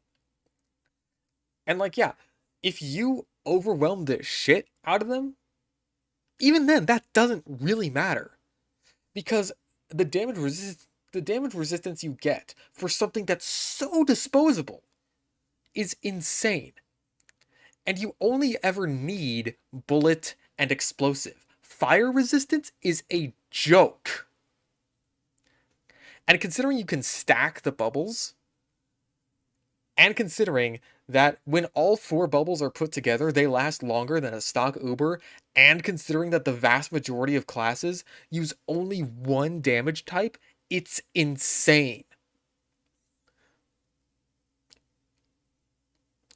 Just use melee, lol. Fuck you. I am not running towards a medic and his overhealed pocket with just my melee in the hopes of maybe getting a random crit. That's retarded. I'm sorry, that's fucking stupid. I shouldn't need to go Demo Knight or Spy or Trollger just so I can not get fucked over by a Vaccinator. I'm sorry, that's fucking stupid. I hate this thing. Anyway, the Vitasauce C tier. Look, it's fine. It rewards you for dying, which is kind of dumb, but it also in that aspect, I think it's kind of like the quick fix where it's better the worse your team is. Where it's like, hey, if you need to be at the point where you're hitting people with your melee to begin with, which is usually to say if you're either getting flanked or getting ganked, then, obviously your team isn't really around to defend you, and, if you're dying as a result of that, then they're really not around to defend you, so, yeah. This is like F tier. The Widowmaker. I adore the Widowmaker. It is so fun. See, my thing with the Vaccinator is I just don't think that the Ubers should be so disposable. Like, if you made it one Uber charge that lasted as long as, all the other ones, but it has all 3 damage resistances stacked, that's fine. That's totally fine. I would be perfectly fine with that nerf. But the fact that it's 4 disposable ones that you can charge like as you're fucking using one of your other ones, that's bullshit. I hate that so much. Your most powerful resource as a medic should not be disposable. And that's exactly what not the quick fix, the Vaccinator Ubers are. Anyway, the Widowmaker, I fucking adore this thing. It's just like, it's so fucking fun to use. Cause you just shoot people. It's infinite if you keep hitting your shots. I love how it rewards you for that. The Winger. I'll put it in B tier, but it's a high B tier. The Winger is really good. The mobility it gives you is really, really nice, especially if you pair it with the Soda Popper. Um, yeah, and like it's just fucking good. Like, obviously the consistent damage you can do with a stock pistol without having to reload every 5 fucking shots, um, that makes a big difference when you're just trying to defend yourself. Because, like, I think the better a scout you are with the scattergun, the better the Winger will be. Because if you need to bring out your pistol more often, then yeah, you're going to be better off using the stock pistol. But if your scattergun aim is really good, then I think in a lot of situations you might be better off running the Winger. But because there is that skill gap, I will put it in B tier. And because it does have like the lower clip size and the DPS is really not very good, I will put it in B tier. Oh boy! I wasn't done complaining. Wrangler, fuck this thing. I pressed 2 on my keyboard. My sentry is invincible. Uh, I hate fighting this thing. Like if I see an engineer using this thing and then like a spy comes behind him and backstabs him, I'm so happy. Oh, it's just so satisfying. But like in any other situation, it's so painful. You basically have to hard focus the engineer. Like it's not just, oh hey, I'm really defensive now, but I can't do anything, kind of like the Fist of Steel. No, it's I'm really defensive now. I can hit you from really far away, and my fucking firing speed is doubled. Fuck this thing. Jesus fucking Christ, it's painful. Ugh. Meanwhile, the Rap Assassin is amazing. I love the Rap Assassin.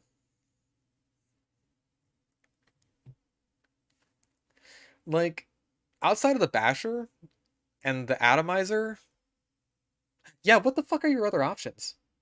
The Holy Mackerel, maybe? If you just want to be a meme? Like, fuck, dude, the Rap Assassin is really good. The only thing with the Rap Assassin is the same issue that the Dragon's Fury has, where it just doesn't work on certain parts of the map.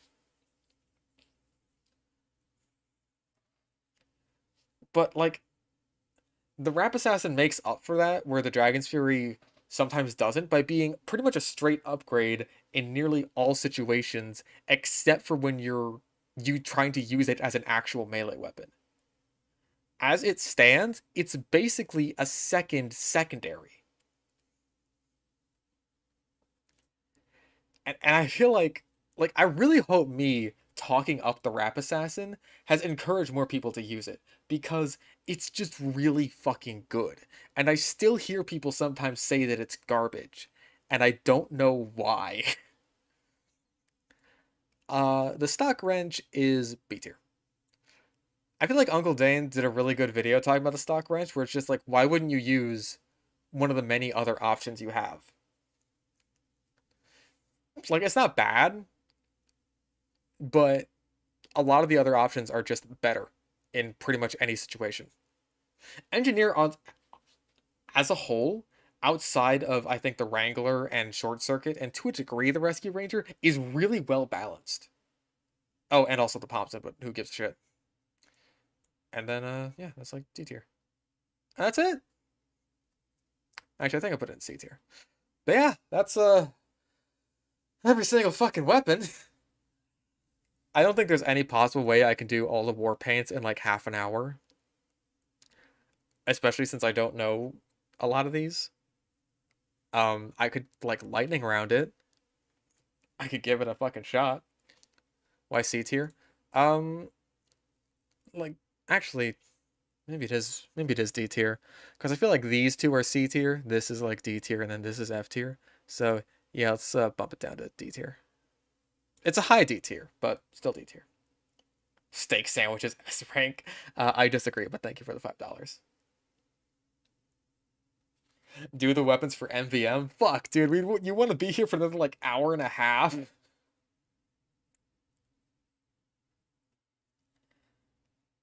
Uh, um, yeah, I'm not sure if I can really lightning round this thing. Um, B tier. I don't like this one. Don't like this one.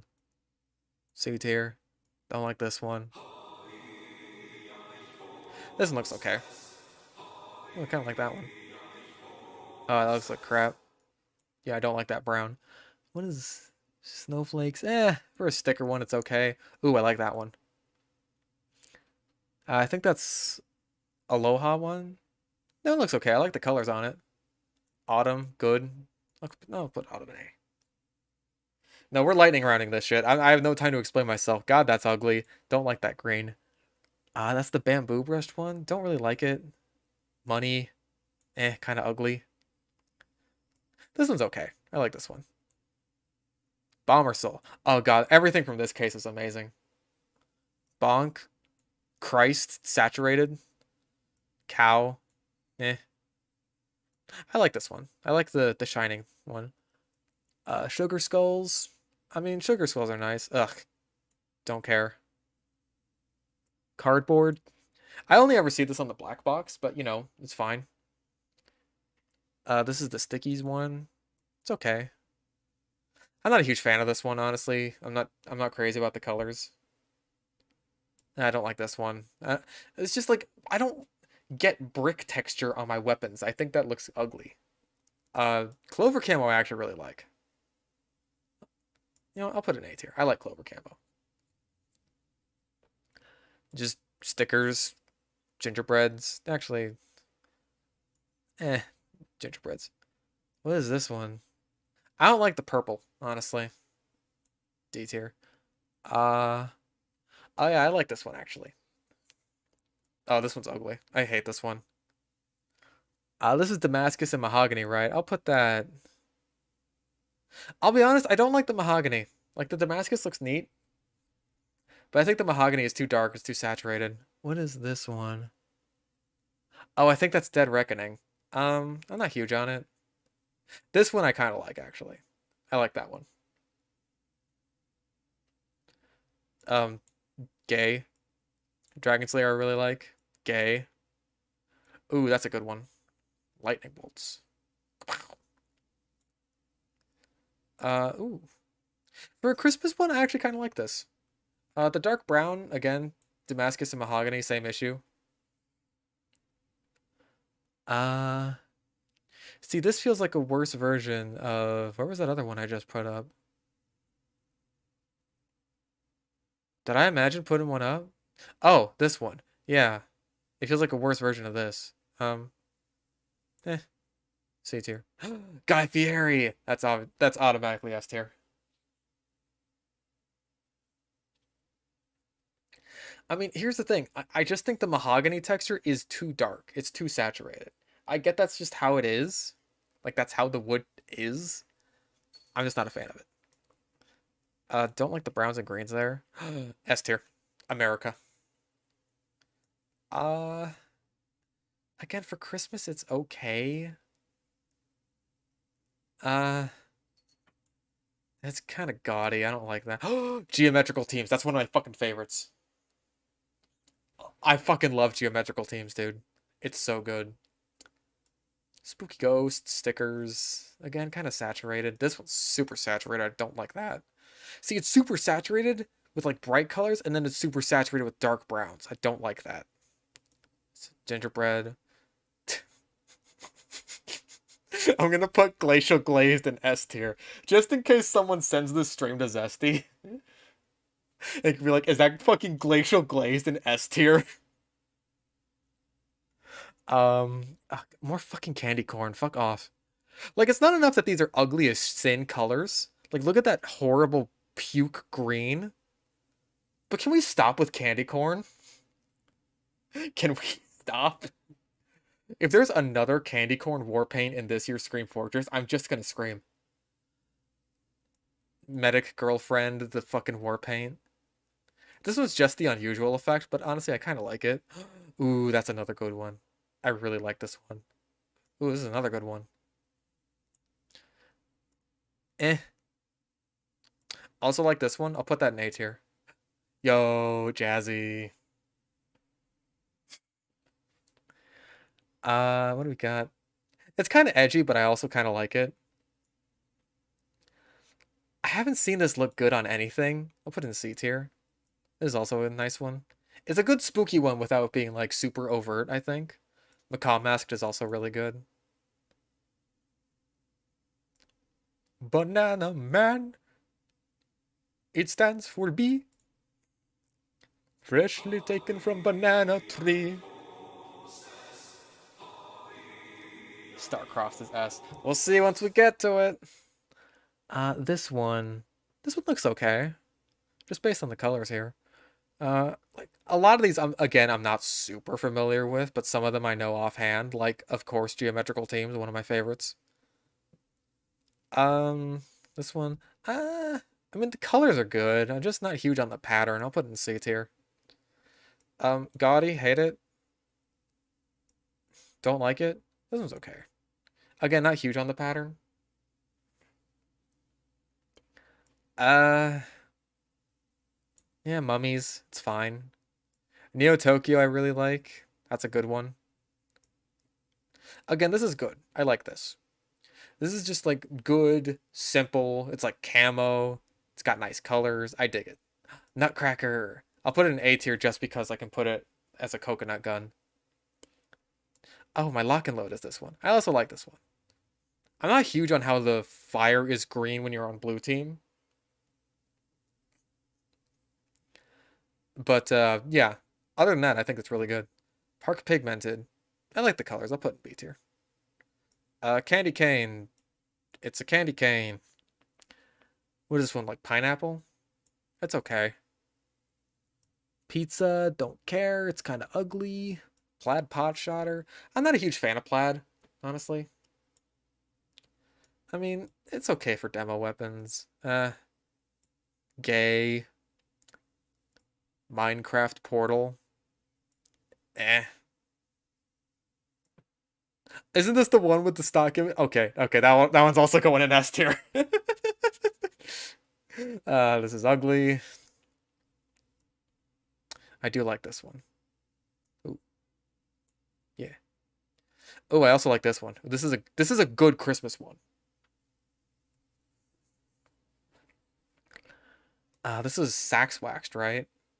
Again, I haven't seen this like look good on anything. I'm currently attempting to trigger the shit out of Zesty Jesus by putting this like stock art sticker pumpkin pie war paint and glacial glaze in S tier. Oh, the Killer Queen one. I'll put in B tier. I like the colors on this one better than this one. Spy Crab one. Again, stickers. Don't really care. Ugly Christmas sweater. I haven't used a single one of these. This one's just ugly. This one's heinous. Spooky Ghosts. Actually, I'll put it above this Spooky Ghost one. I like the colors on this one better. Oh god, eye searing. Why? No, not Siri. Eye searing. Okay, that's nice. Uh, I can't even tell what that one is. It looks kind of plattish. I'll put it in C tier. Spiders! Spiders! C tier. This looks also Halloween-y. All the Halloween ones kind of blend together with all the purples and oranges. This is Star-Crossed, right? Fucking F tier. Garbage fucking war paint. I'm kidding. Um, I mean, it's alright. I'll put it in B tier. Don't like this one. More fucking candy corn. God. More fucking candy corn. Enough. Where's the leopard one? Yeah, I'll put that in the same one. Bones! This is for my Sans Undertale gun. Just for that. Just for fucking Sans Undertale, you go in D tier. Ew, gross. It's the Shrek one. These are Shrek colors. Ooh, I like uranium. Camo but ugly colors, D tier. Camo but decent colors, B tier. Oh yeah, that's Masked Mender, I think. I actually don't like the colors at the top. I'll put it in C tier. Yeti. Eh. And then this one. Again, it's okay for a Christmas one. I definitely prefer this one. This one's really good. But yeah, that's the war paint one. Okay, in actuality, this one would be in like D tier. Maybe F tier. Nah, D tier. It's got nice colors. And then Glacial Glazed, also probably D tier.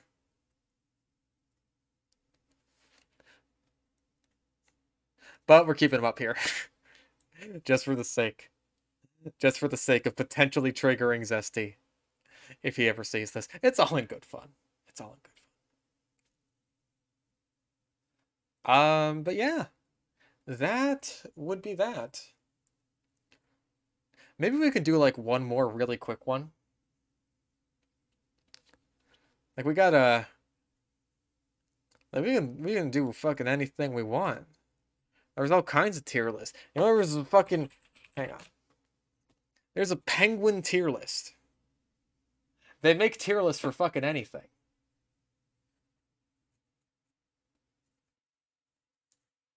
See, MVM weapons I think would take too long. TF2bers? No, I'm not doing that. For starters, that's too mean to people I don't like, and for seconds, I haven't watched too many.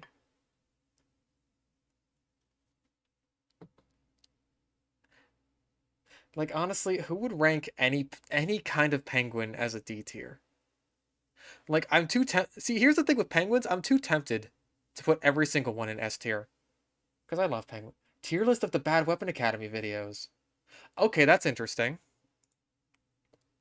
Alright. Can I, like, put these down or something? Alright, whatever. No, not above, but whatever. So we'll just, like, put the ones I haven't made videos on yet down here.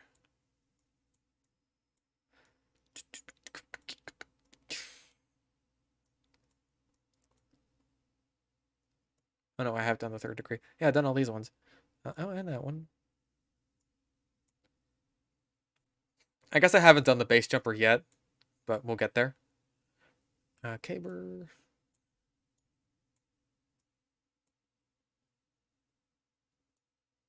Okay.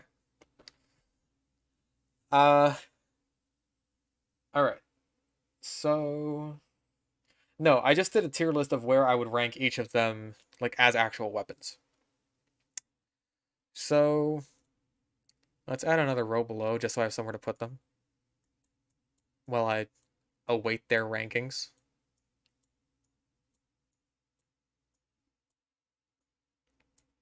I think I'll just use the stock syringe gun to rate where the syringe gun goes.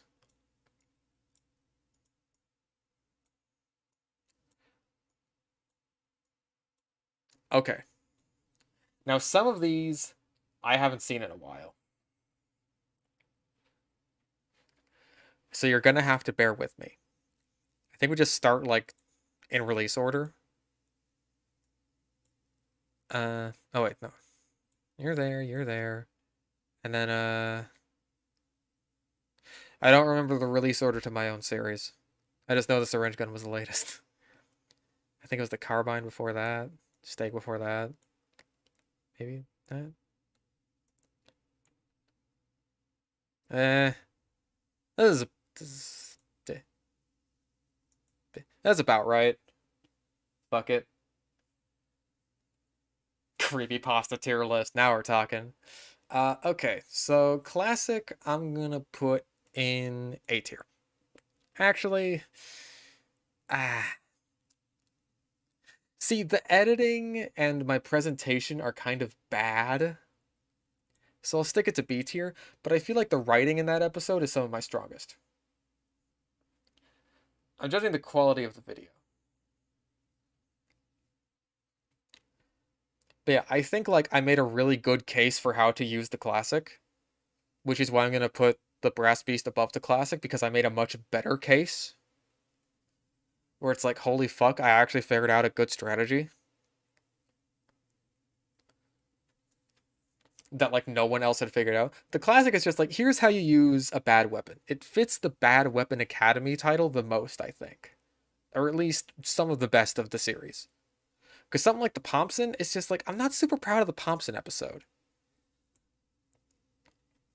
Because all I can really say is, yeah, it's bad. Use something else. Babyface Blaster, I think I'll put in B tier. Because, like, I'm just going to say it. Don't expect to see a single fucking video go into S tier. Because I'm not that proud of myself. I made a few mistakes. I know I made a typo. And I know that the thing... with the scout outrunning the hitbox. I'm pretty sure I just heard that in a Soundsmith video and parroted it. I didn't actually do my research to check if that was a thing that actually happened. And apparently it wasn't. And apparently it wasn't. So, yeah. Um, oops. Sorry. Liberty Launcher. I guess B tier? Eh, I guess. It's a fine episode, I guess. I don't know. Maybe I want to bump it down to C tier just for my fucking holding W while rocket jumping. Uh, yeah, because, like, this is why I wanted to get good. Like, here's the thing. The Babyface Blaster episode took a while to come out compared to, like, these two. Actually, very similar to these two. Like, these two came out several months apart from each other instead of, like, 1 month apart like you're getting now. And the reason for that is, like, okay, I need time to get good at these weapons. And the Babyface Blaster came out, all I really came out with was a strategy. I'm just kind of lucky that everything worked out. The Liberty Launcher, it was like I had my strategies, I didn't really have the skill to pull it off. No, to my knowledge, Scout can't outrun his hitbox with the blaster. That's not a thing he can really do. The Caber I'm also putting in C tier. I love Caber Knight. I really do. It's so fucking fun. But, like, I made mistakes in this episode. You can tell this episode was rushed. Because it only came out like a couple days after the Liberty Launcher one. I rushed the fuck out of this. I used the same clip multiple times, which in fairness, that was because I don't think I bought my new external hard drive yet. But, yeah, I rushed things. I didn't properly test out a lot. I fucked up some damage numbers. I fucked up basic math, really. Um, I mispronounced Ullapool. Like, fuck, dude. You could tell it was rushed. Red Tape Recorder, just for the frame rate, I'm putting it in D tier. Like, I was trying something new with Fraps because with these episodes, I noticed that the bitrate wasn't the best, which I think was a problem with both my monitor, with how I was recording it, it was a combination of several problems that I think I still haven't entirely fixed. Because my monitor at the time was 1600 by 900, which obviously isn't going to translate well to 1080p video very well. No, no, no. These are my. This is me ranking my videos on like the Bad Weapon Academy ones that I've done.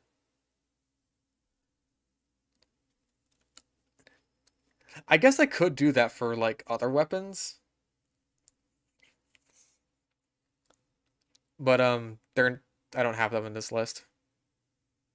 Anyways, um, yeah. So I tried Fraps, and my computer at the time just wasn't strong enough to handle it. So I got constant frame dips. It just didn't look good. A lot of people complained about it. Um, yeah, probably one of my least favorite episodes of the series, honestly.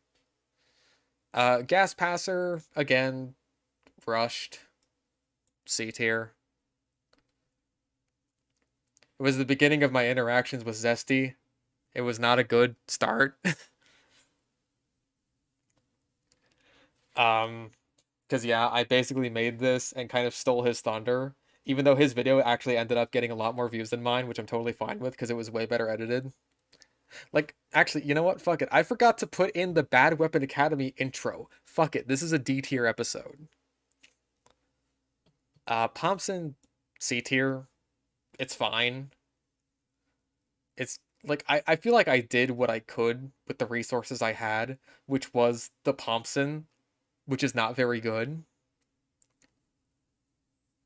The editing did start to get a bit better, but I feel like my strategizing with it just wasn't up to snuff. Like I couldn't do much. And I feel the same about the Equalizer, which I believe came out right afterwards. This is when I started using the blueprint format for the weapon stats. but it looked kind of shitty then because I didn't have the much better blueprint background that I started using with. Oh wait, after the red tape recorder, it was the Enforcer. Well, the Enforcer is so forgettable that I literally forgot I even made it. I feel like my research was at least a bit better. I'll put it in C tier. The weapon drags the episode down. I'll agree with that. Um, yeah, the Enforcer, I at least did my research properly. I didn't get anything wrong. It's just that the gun is kind of boring. At least I don't think I got anything wrong. There might have been a few things I missed, like how certain damage resistances are bugged. Yeah, third degree. I'll put in B tier. I like this episode. I had some fun editing that little SFM bit with the dream scenario thing. That was fun. Like I feel like this is a situation where it's like I overshadowed the Thompson, where the I made up for the shittiness of the weapon by making the video more entertaining. The newer the Bad Weapon Academy video, the better. I honestly agree with that. I try to improve myself as much as I can, like as the videos go on. And sometimes it's a struggle, but I do what I can. Shortstop. Again, kind of C tier. I feel like again, I wanted to get better with this one because I knew that a big part of what made this hard to use was the skill gap.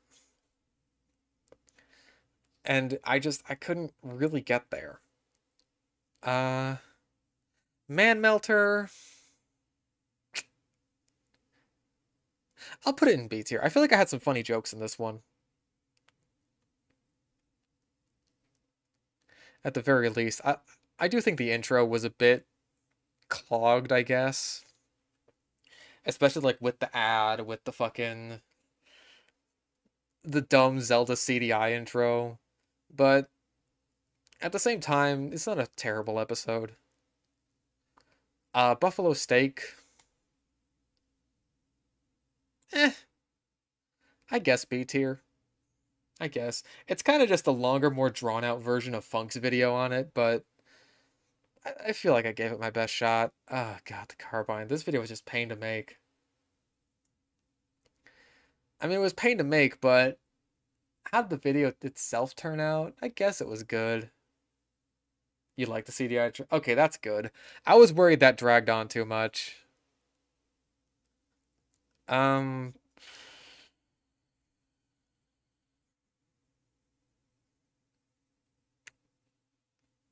I'll put it in B tier, I guess. And then syringe guns. Um,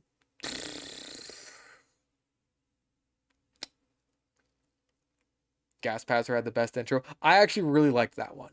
That's the part of the episode that I really liked. Even though I fucked up afterwards by not putting the title card there in the episode. Um, yeah. Syringe guns. I feel like I liked the editing in this one, but my script is one I'm not super proud of. Like, I don't know. I'm sticking it in B tier for now because I just need to move my hands. Like, how much fun I had making it. Dude, so many of these would be in like F tier. Like F tier, F tier, fucking F tier. Uh F tier. Immediately, so many go down to F tier because it's just like, fuck, especially lately, the shitty games I've been getting. Where it's just like, I don't even get a chance to use the weapons.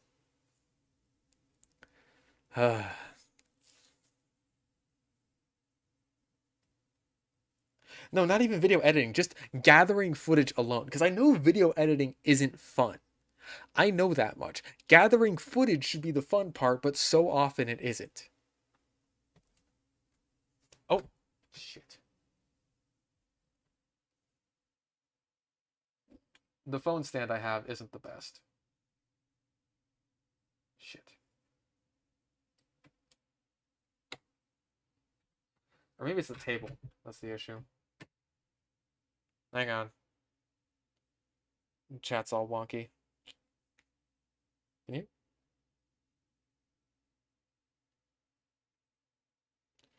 Okay, why are you? Thank you. Thank you. Jesus Christ. Where's the vlog video? I just we're doing Bad Weapon Academy at the moment, but I guess I could take a look at the other weapon videos I've made. Like what have I made videos on? The Bizarre Bargain. I guess I'm pretty proud of this one. The Scottish Resistance one I liked. Like, hang on, let me refresh this actually. I think yeah, that puts more of the weapons back. That's good. So, yeah, these are two are in D tier. These are like this one's like C tier. This one's B tier. There we go. Okay, so other videos I've made. There's the Bizarre Bargain. I rather liked this one. I'll put that in like B tier. Um, I have to remember what fucking videos I've made. Hang on, let me check my channel. Because when did I start making I think that was the Scorch Shot video that I first started making like non-Bad Weapon Academy weapon reviews. The Scorch Shot video, I feel like I could have tackled it more neutrally. But ultimately, it's still a video where I feel like I got a lot of what I needed to say out, and even if it did come across as like more angry or subjective than I intended it to, it still got the point across. So, I'm happy with that. Um, and then it was the Scottish Resistance and the Bizarre Bargain and the Flog, and that's it. Okay. Yeah, Bizarre Bargain, I'm proud. The Scottish Resistance one, you know what? I really like that one. I'm gonna put that in A tier. Where is the Scottish Resistance? There it is. Yeah. And there will be more of these weapon review type videos on non-Bad Weapon Academy ones. The Flog is pretty good. Yeah. I feel like oftentimes the footage in the vlog video contradicts what I'm saying, but at the same time, it's like you can count the amount of successful vlog pushes I make without a pocket medic or Uber charge on one hand. Oh yeah, the sniper backpack video. Um, that was pretty good. I'll put it in B tier. And then I guess there was also sniper balance, which the one thing that I don't like about that video, but even then I couldn't have known this at the time, is I talked about the quick scoping thing. It's like, oh yeah, slowing down quick scoping is a good idea. And nope. Turns out it isn't. So I couldn't have known it at the time. I do now. Oh well. Casual versus comp. That's not really a weapon review type video. I'm not sure what to represent that with. I guess let's just go golden pan, because fuck it. Uh, it's alright.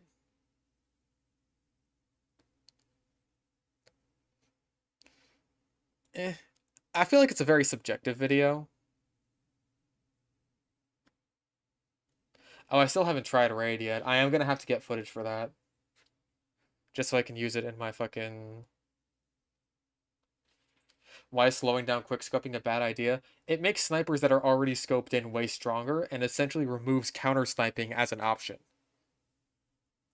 Because let's say you are like one sniper defending is already scoped in and you come across, you basically have to sit there holding completely still and giving him time to like line up his shot while you can't really do anything about it. Your only real option in that situation would be to fake him out.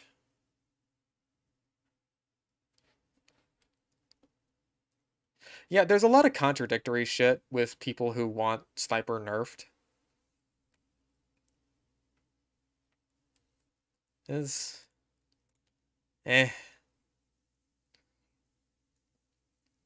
Is that everything? I guess that's all the discussion videos I've had, huh?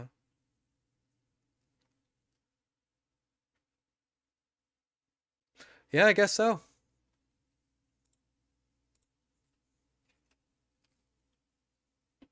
No, the cleaver is still really good, honestly. Like, if I were to make a video on the cleaver, like the topic of the video would probably be like, guys, the cleaver is really fun.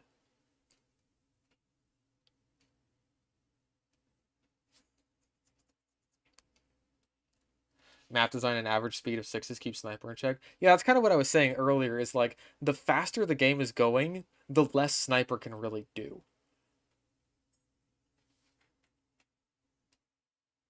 Where do you think the current state of the base jumper video will end up going?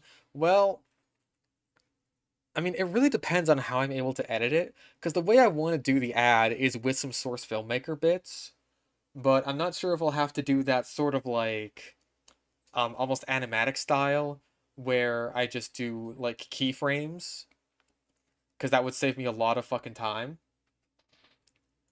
Like especially with the ad with a little part of the intro, I think. Um yeah, that's gonna take a while, but thankfully I still have like 6 days to get it sent to them and finalized and shit. Which thank God. Thank fucking God I figured out how to increase the playback speed on Sony Vegas. That saved me so many hours of my life. But yeah, I think if I am able to get it done, like just with I'm pretty pleased with the state of the script. And if I am able to get even like the ad to the point where it's entertaining, I think it could easily be an A tier video.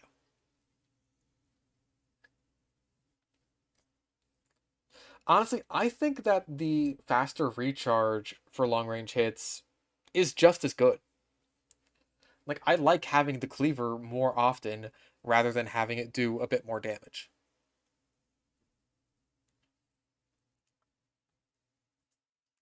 And my thing, like, if you still want the mini crit cleavers and you still want a Sandman cleaver combo, my suggestion would be to buff the Sandman so that it marks targets for death that are hit by the ball. Then you still have a combo and you still have the long range mini crit cleavers.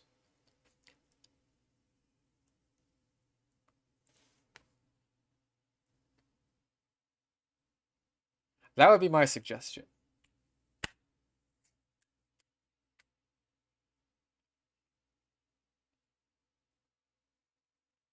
But we'll get there once we actually get to the fucking Sandman video, which, God, I'm not looking forward to.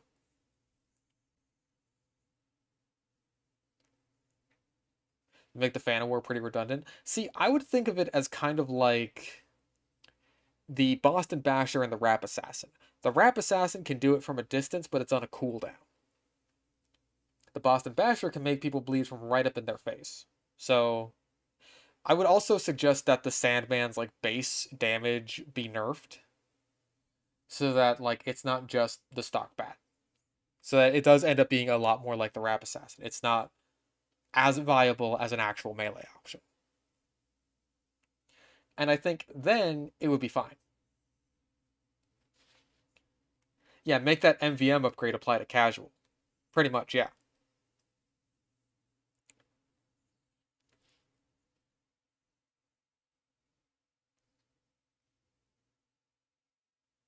The health nerf is good enough rather than the damage nerf. I guess, but it's like I kind of like I feel like marking enemies for death at a distance is a pretty powerful ability. So just make it do less damage to compensate for that a little bit. Not a huge nerf, not to the point where it's like the Rap Assassin, but you know, let's be real, a wooden baseball bat should do less damage than an aluminum one anyway.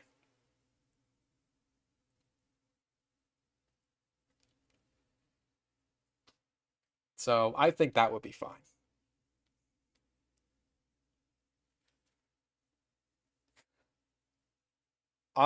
But yeah, I think we're about done.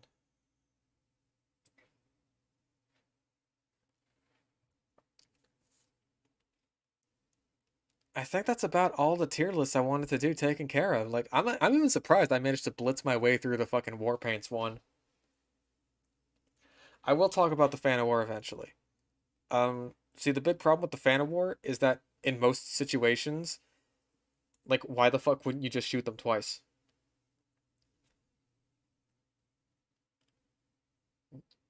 Like, what, like, why the fuck wouldn't you just shoot them twice? Especially if you have, like, your scatter gun, which has 6 shots in it. I'm not doing the tier list based on weapon looks because, honestly, I'm just gonna wrap it up soon.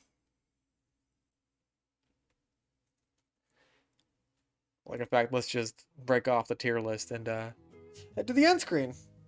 Cause yeah, we're pretty much done. We did all the tier. Why'd it go black? Why is it going black? That's racist. Okay, I gotta fix this shit. I think it's my hard drive. But yeah. I'll see you Wednesday for the non-TF2 stream. Probably gonna be doing more Zoo Tycoon. And then for the rest of the month, I'll try to do some spooky games on Wednesdays. And then on my TF2 streaming days, Saturday and Monday, I will try to do some Scream Fortress, assuming the update is out by then. But yeah, thank you all for watching. See you soon.